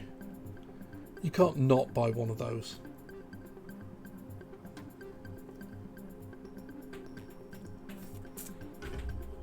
Unfortunately, I think my my Gundam purchase for this month is going to be. It's going to have to be a second lighting unit for the perfect grade unicorns.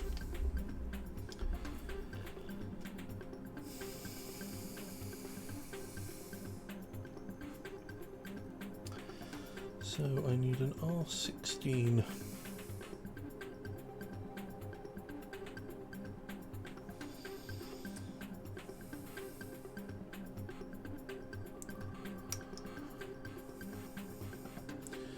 So that I can have the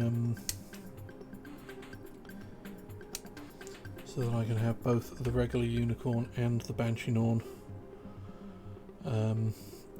fully illuminated.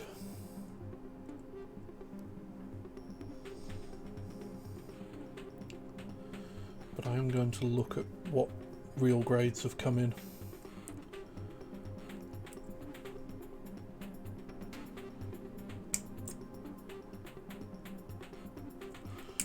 As well, because I do enjoy the real grades.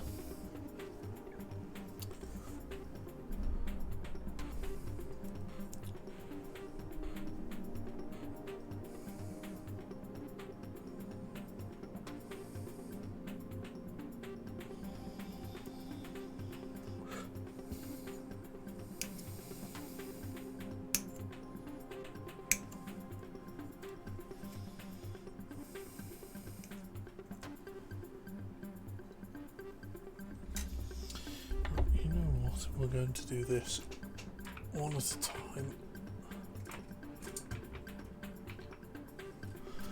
So we need, so those two go there, and R24, how many R24s do we need? 4. And then there are 2 more R24s later. Okay.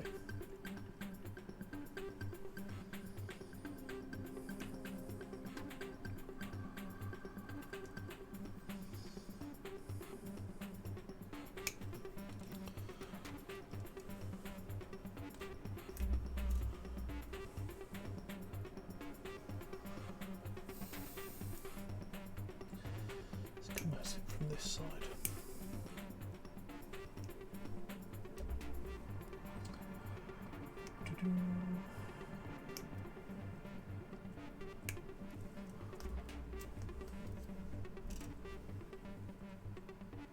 I mean, why not go the whole hog and have a horrifying 1 to 60 perfect grade Hello Kitty mech? You know, if you're gonna do it,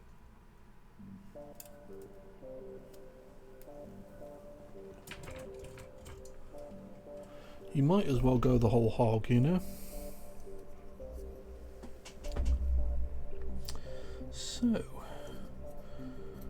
now looking at the way this is set up, I think the advantage here is going to be that none of these nub marks are going to be visible in the slightest, which means I don't have to clean them up.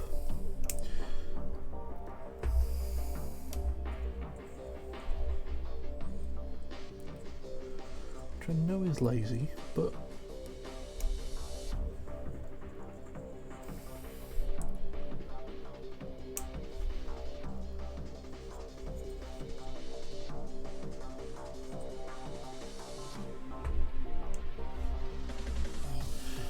yeah, it was the super deformed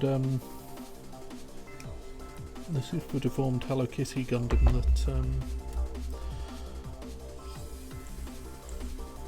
that got my wife started on the super deformed kits, of which she has built several.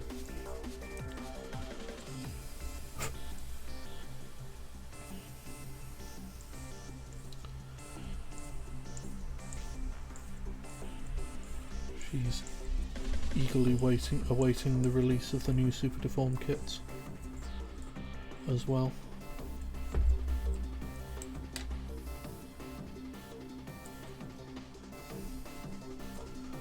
So is this going to be hidden?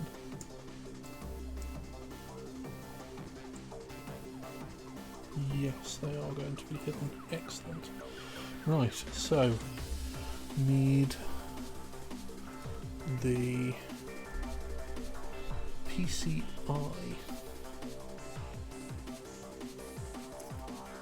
Oh, excellent. There's way more of these than I thought there were.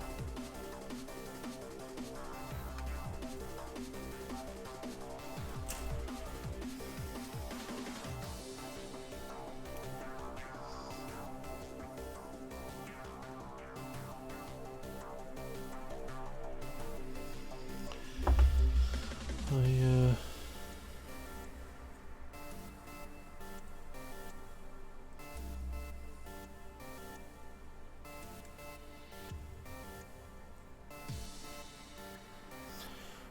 go. So we've got all the rubbery pieces in here, and this is then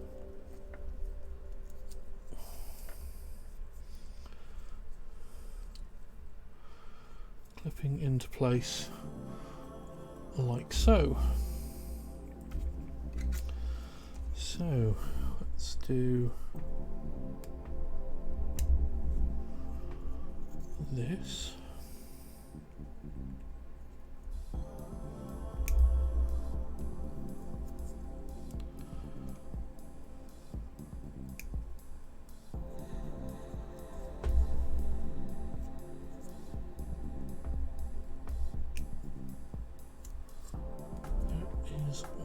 this sprue knobs on there.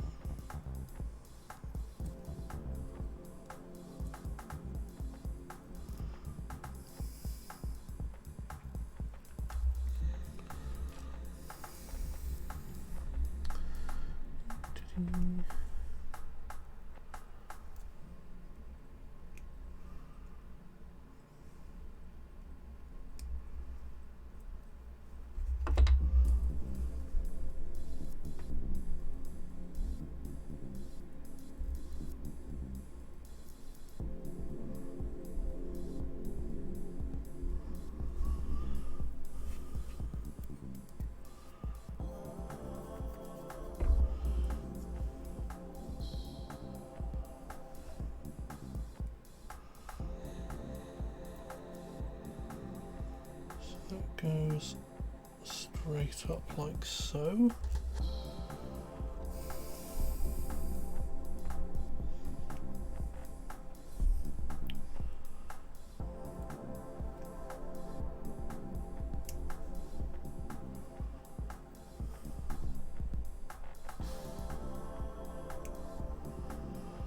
So what were we talking about before we got distracted by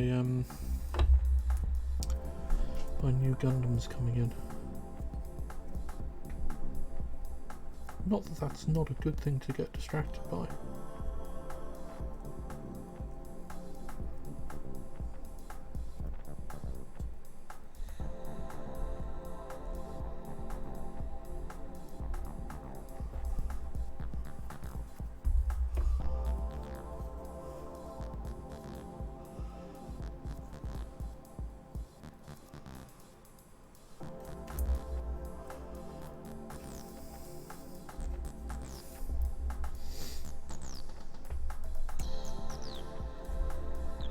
We were talking about wrestling.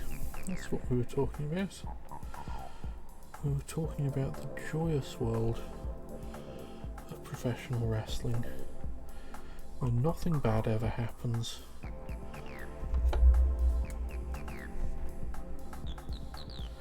And everybody is nice to everybody else.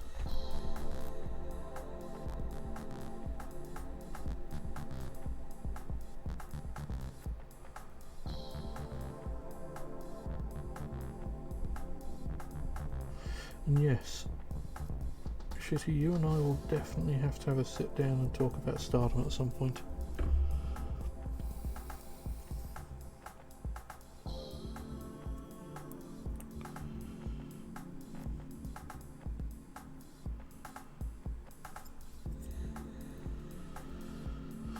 Right, so this then comes together .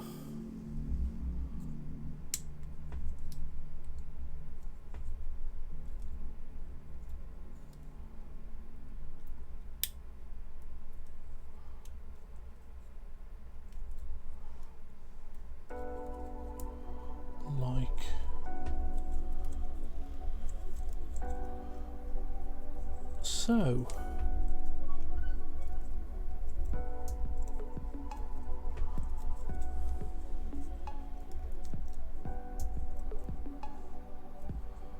There we go.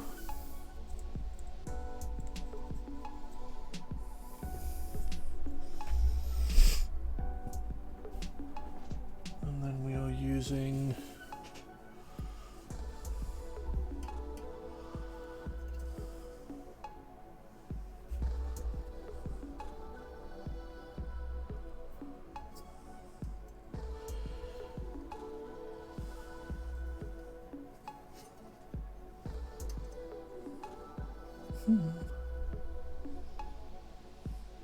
oh, right, okay.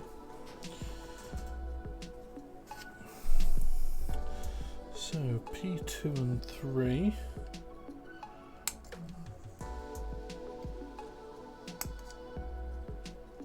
Yeah.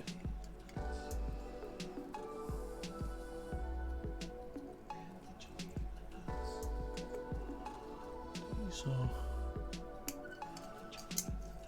horrible little sprue connections.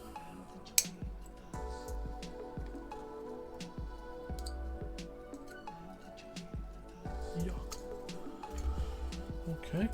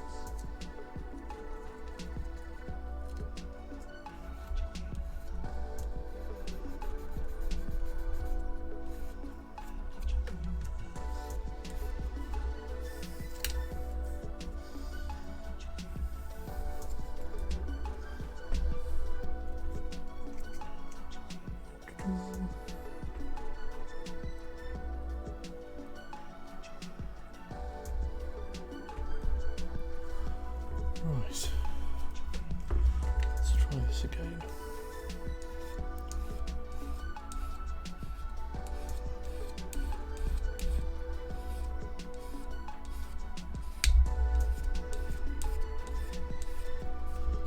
That's better.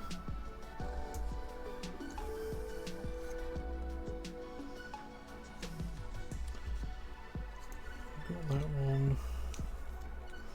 Where's the other knob marker? There it is. Oh, there was a third one.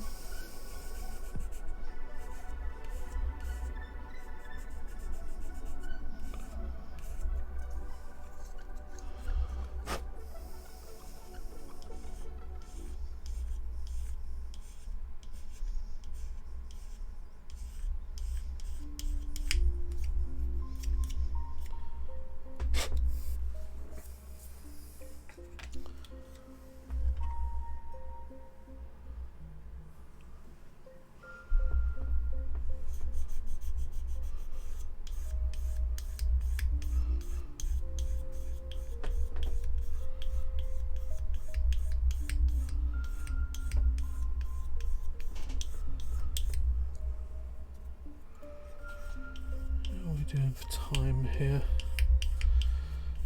Nearly 10 o'clock.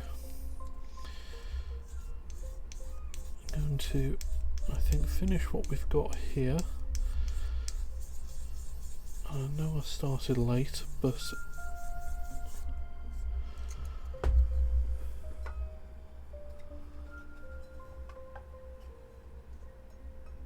sadly,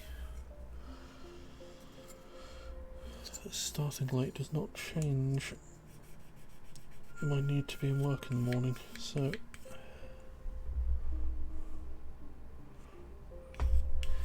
11 new kits. Jesus. Super deformed to master grade. How many? What sort of proportion of master grade? That isn't a problem. That's, well, I mean, it's the best kind of problem if it's a problem at all.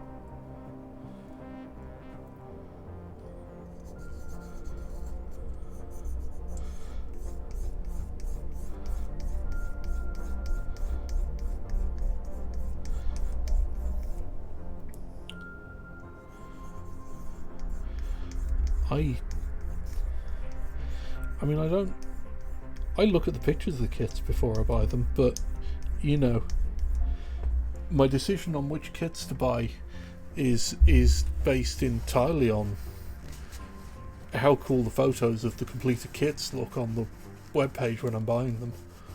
That is the entire metric upon which I choose what kits I'm getting.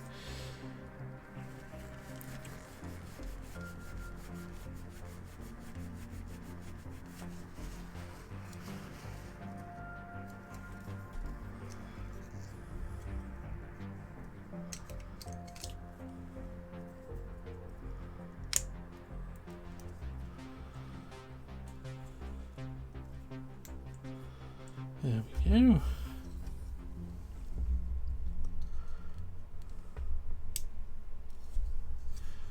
I mean, this kit is a good example. I bought this ReZEL because it just looked, the photos of it looked cool.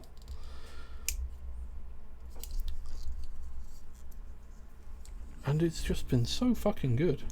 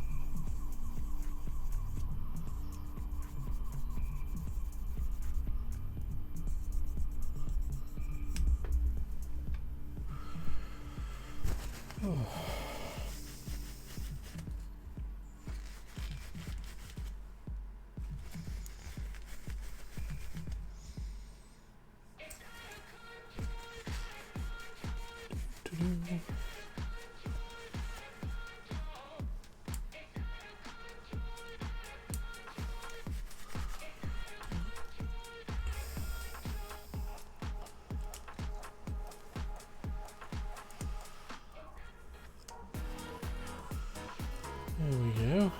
So we have little rocket pods going on here.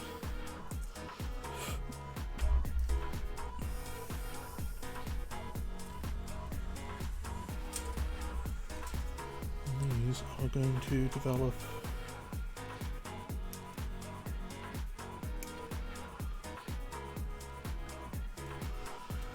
covers for them.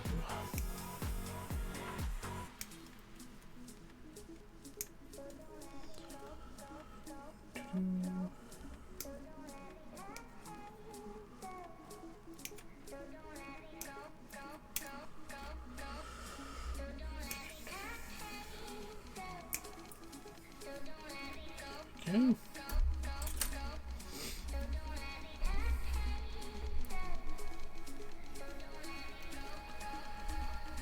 I do appear to actually be slowly making my way through all of these sprues that still have, like, well, in some cases quite a lot of parts still on them, but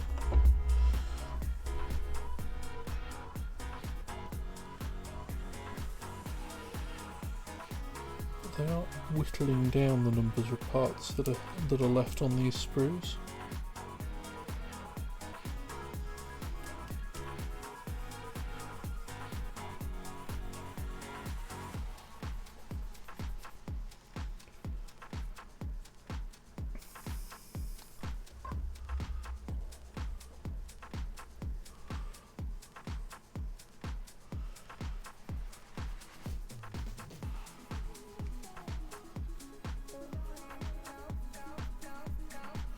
Do other people not call them sprues?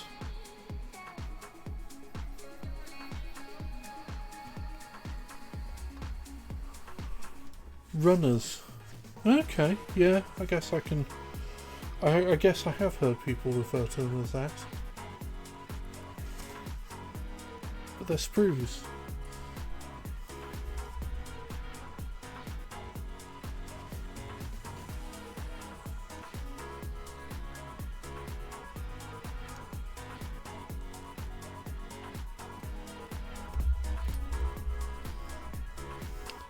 I think just British is possibly the best way of describing.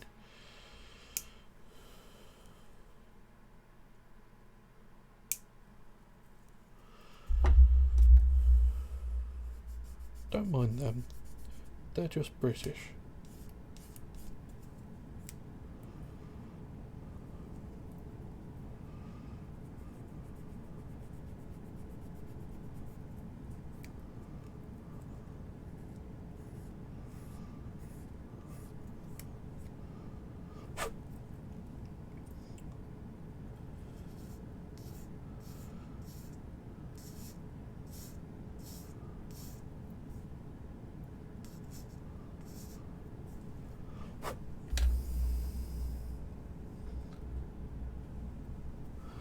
But hey.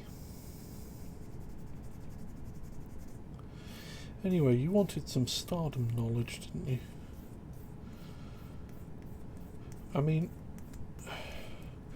it's not entirely unreasonable to think of it at its most.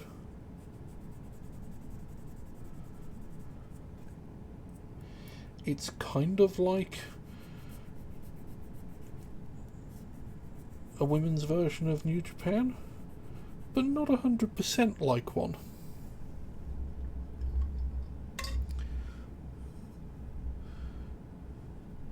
No, I know how the typing goes when you're sort of dual wielding keyboard and mammal of some variety. You do what you can with what you've got.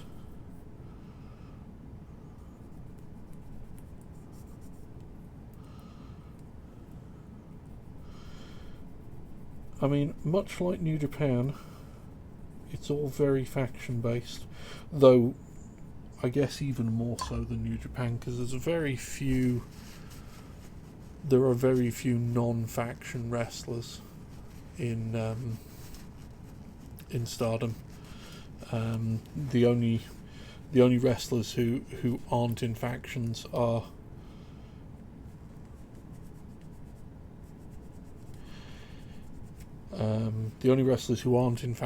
are rookies who haven't got a faction yet.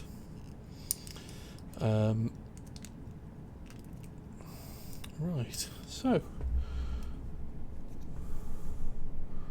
that has come together nicely, and those hinge open like so.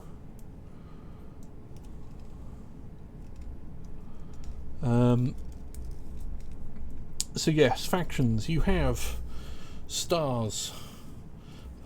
Stars are the babyface faction, or Stars are a babyface faction. Stars is led by Mayu Iwatani, the icon of Stardom. She is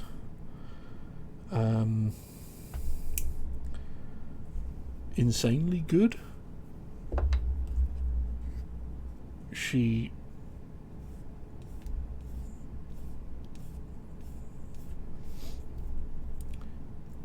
People compare her to Kota Ibushi a lot, in that she's kind of she's a high flyer, she likes jumping off stuff, and she hasn't met a neck bump that she didn't like.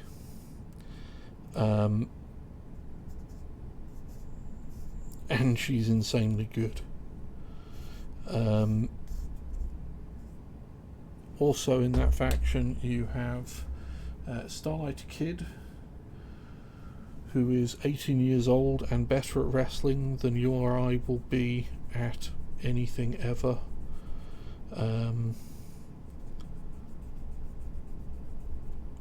It's sickening.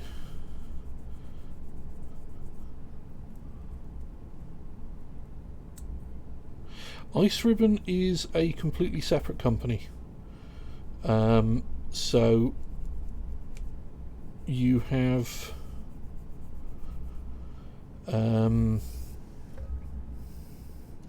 there's some small degree potentially some small degree of tension between Stardom and Ice Ribbon, because Julia was in Ice Ribbon and left Ice Ribbon for Stardom, and there's a lot of sort of feeling from Ice Ribbon fans that she got poached. So I don't know.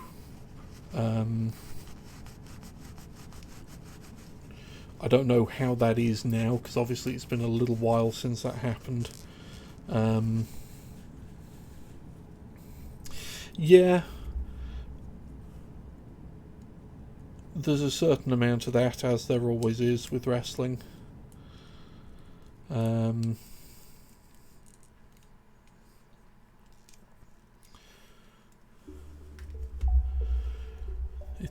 It's a you stole our wrestler kind of situation. Yes, Starlight Kid does indeed wear the mask. She is the only. You will find that an awful lot of wrestlers in Stardom will come out wearing masks and then take them off to wrestle. Starlight Kid is the only one who wrestles in her mask, and sort of operates under a masked persona. She, as I say, she's either 18 or 19, and she's been wrestling like years at this point. She's like a 5 or 7 year veteran or something like that, because she's been wrestling since her early teens. And as I say, she's just she's one of these people who is just very young and very, very good. and it's kind of sickening sometimes. There are a few like that in Stardom. You've also got in Stars, you have Saya Aida, who is she's, for want of a better description, she's kind of the Ishii of Stardom at the moment, in that she's quite good, but she's very short and built like a brick shithouse. She does some extremely brutal machine gun chops, and yeah, she's relatively new. She's only been she's only sort of a little way out of her rookie period, sort of only a year or so out of being a rookie, or being considered a rookie. So she's very good, considering sort of how long she's been going and where she is. She's coming along really well. And who else have we got? Hanan. There are 3 sisters in Stardom: Hanan, Rena, and Hina. Rena and Hina are twins, non-identical twins, I believe. And Hanan is their older sister. Hanan is in Stars. She has just come back. Well, all 3 sisters have just come back after a...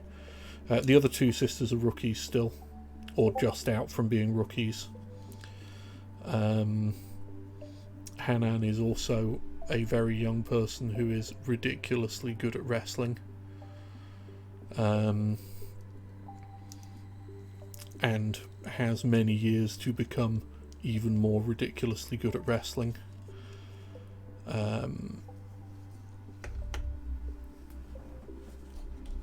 Then that's pretty much it for Stars at the moment, due to various changes in the roster. They used to have Gokugan Death, who is an insane murder clown, that is performed by long-time veteran and friend of Emi Sakura, Kaori Yoneyama, who is by far the most experienced wrestler on the roster, but she seems to be enjoying playing comedy characters at the moment. So she's think of her like a insane murder clown version of, literally clown version of Toru Yano, kind of. That kind of, there is a possibility that she can beat anybody on the roster, no matter how high up, just because she might, because it could be funny, and that means it could possibly happen. She recently left Stars. She was Stars lost her in a bet on a match, and she has now joined Oedo Tai, the full-on heel faction, and so she has gone from insane regular colourful murder clown to insane goth murder clown, and is now known as Fukugan Death. Yeah, I am absolutely up for watching some Stardom. There is plenty of good stuff to... in most cases, I would be inclined to agree with you on that statement, but sometimes it makes it just differently awful, and this may be one of those occasions. So yeah, you've got Oedo Tai, who are the proper chicken shit heel faction, DQ prone, and they will do whatever it takes. Bea Priestley used to be in Oedo Tai, or until she left Stardom very recently. Then you've got Donna Del Mondo, as you said, run by Julia. They are all wrestlers who've come from other companies and have formed up a faction of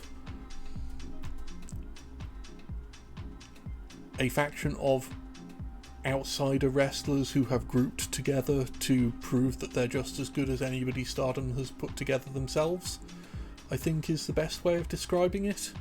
They're all really good. I mean that's kind of where it is, except they're all there are no gaijin in Donna Del Mondo. They're just from, they have all just come from other promotions in one form or another. What else have we got? We've done Stars, we've done Stars, we've done Donna Del Mondo, we've done Oedo Tai. Queen's Quest, run by Momo Watanabe, who is 20 and one of the best female wrestlers in the world. They also have Azumi, who is 19 and a 7-year veteran and one of the best female wrestlers in the world. And they've got the current World of Stardom champion, which is the big title, often referred to as the red belt, Utami Hayashishita, who is just excellent. She feels like a champion. She's like Okada if Okada understood what emotions were. If he wasn't some kind of wrestle robot. That's kind of the personality that Utami has. And then the final faction is currently only 3 members strong. It is Cosmic Angels, led by Tam Nakano, who is the girl that does everything. She started out in dance, I think, and then was an idol singer. Her entrance music is a song she sang herself, and then became a professional wrestler, but was also trained by a big name deathmatch wrestler, so she's also a licensed pyrotechnician. So when they have pyro in matches, as they very occasionally do at Stardom, she's the one who organises that, and she has Mina Shirakawa and Unagi Sayaka, who've both come relatively recently from Tokyo Joshi Pro Wrestling, which is the women's half of DDT, basically. So yeah, that's the sort of rundown of the factions. Tam is currently the white belt champion, which is the Wonder of Stardom Championship, which is the ostensibly the second level, is this ostensibly the second level championship, but you'll hear a lot of people say that the red and white belt are just as good as each other, but they mean different things. Yes, Tam was in the hair versus hair match. No, it's fine. I was stopping after I had finished this, so this is the wind down chat. So Tam was in the hair versus hair match, hair versus hair match against Julia, which was for the white belt. It was. She spent the entirety of the run-up posting these little videos to Twitter where she would have this pristine hairdo and she'd just stare sadly at the camera and play with her hair. It was awful. She is one of the best wrestlers I've come across at just getting how to get the emotion of a feud across. Tiberius Tibbs, thank you very much for the raid. Your timing is the literal worst because I'm about to finish for the evening. But thank you, I really appreciate it. If anybody here is not familiar with Tiberius, he is also a streamer. What have you been doing this evening, Tiberius?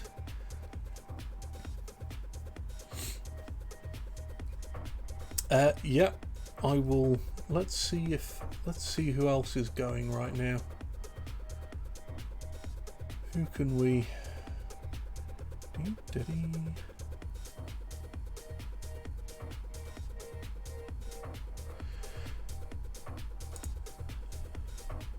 I genuinely appreciate the raid. As I say, unfortunately, I am sort of wrapping up for the evening in the next sort of 5-10 minutes, but it is lovely to have you all. For anybody who's not been here before, I am Alex Tremaine. I'm an old man that builds Gundam. Today, I have been building the Master Grade ReZEL. Let me.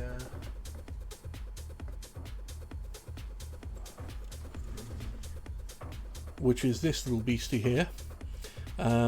Earlier in the evening, just before I took a break, I finished the first configuration of the backpack for this, and then the instructions made me take it apart again to build the second configuration for the backpack, which is what we've been up to until I got distracted by talking about professional wrestling with Shitty, which, you know, is not the worst thing to have happen. Oh yeah, the spike head is great, but it also then gets wings and enormous great guns. It's just ridiculous, absolutely bonkers. But we do the first configuration appeared to be the gun configuration, and then the second configuration seems like it's going to be the Macross missiles configuration. We have all of these little rocket packs hidden, and there's 1.5 of these on each side when it's finished. So yes, it's looking like it's going to be a fairly substantial piece of kit. Actually, hang on, I can at least do you a.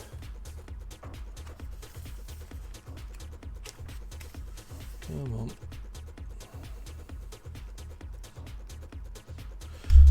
Right, here we go.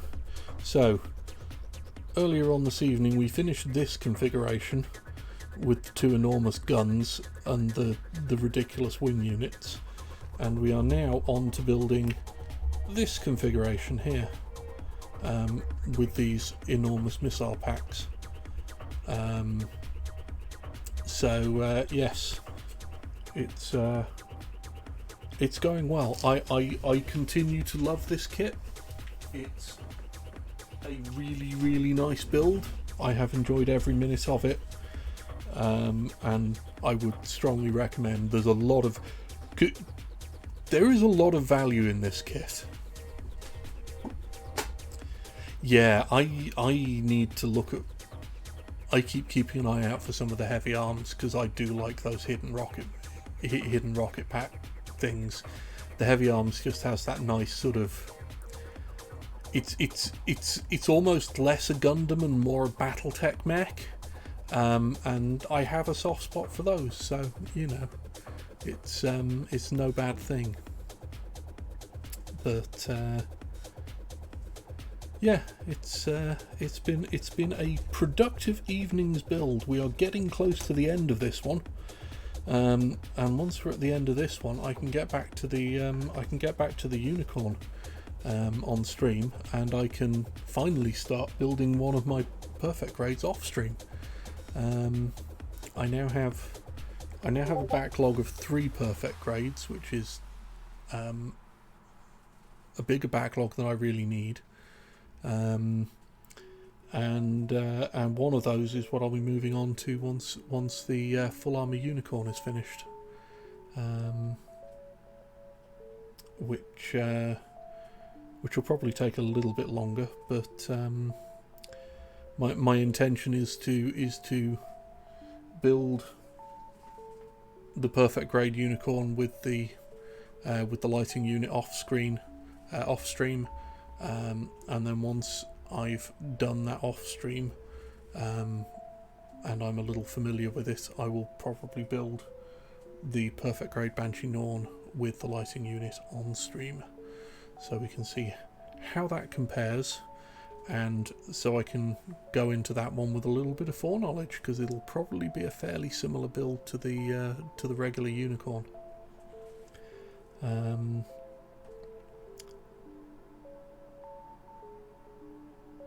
Yeah, these hidden rocket packs are nice. The heavy weapon system for the RG, for the real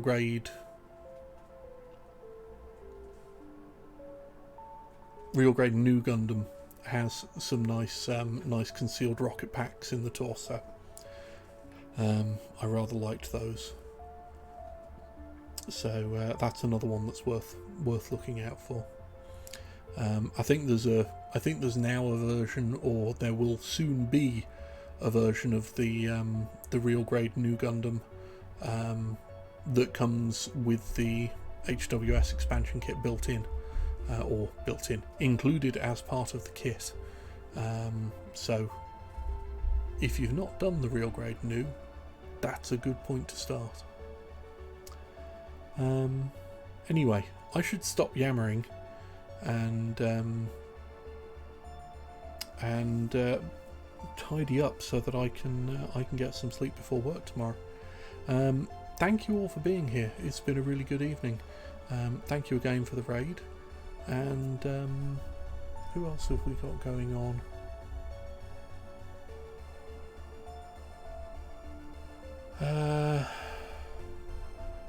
Well,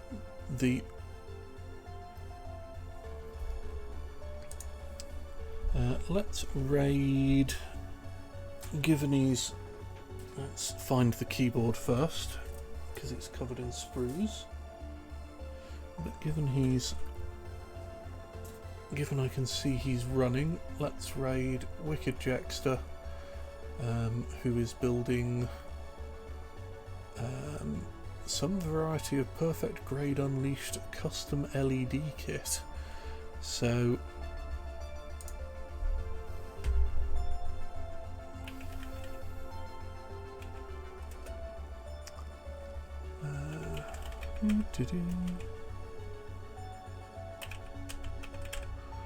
have I got that right?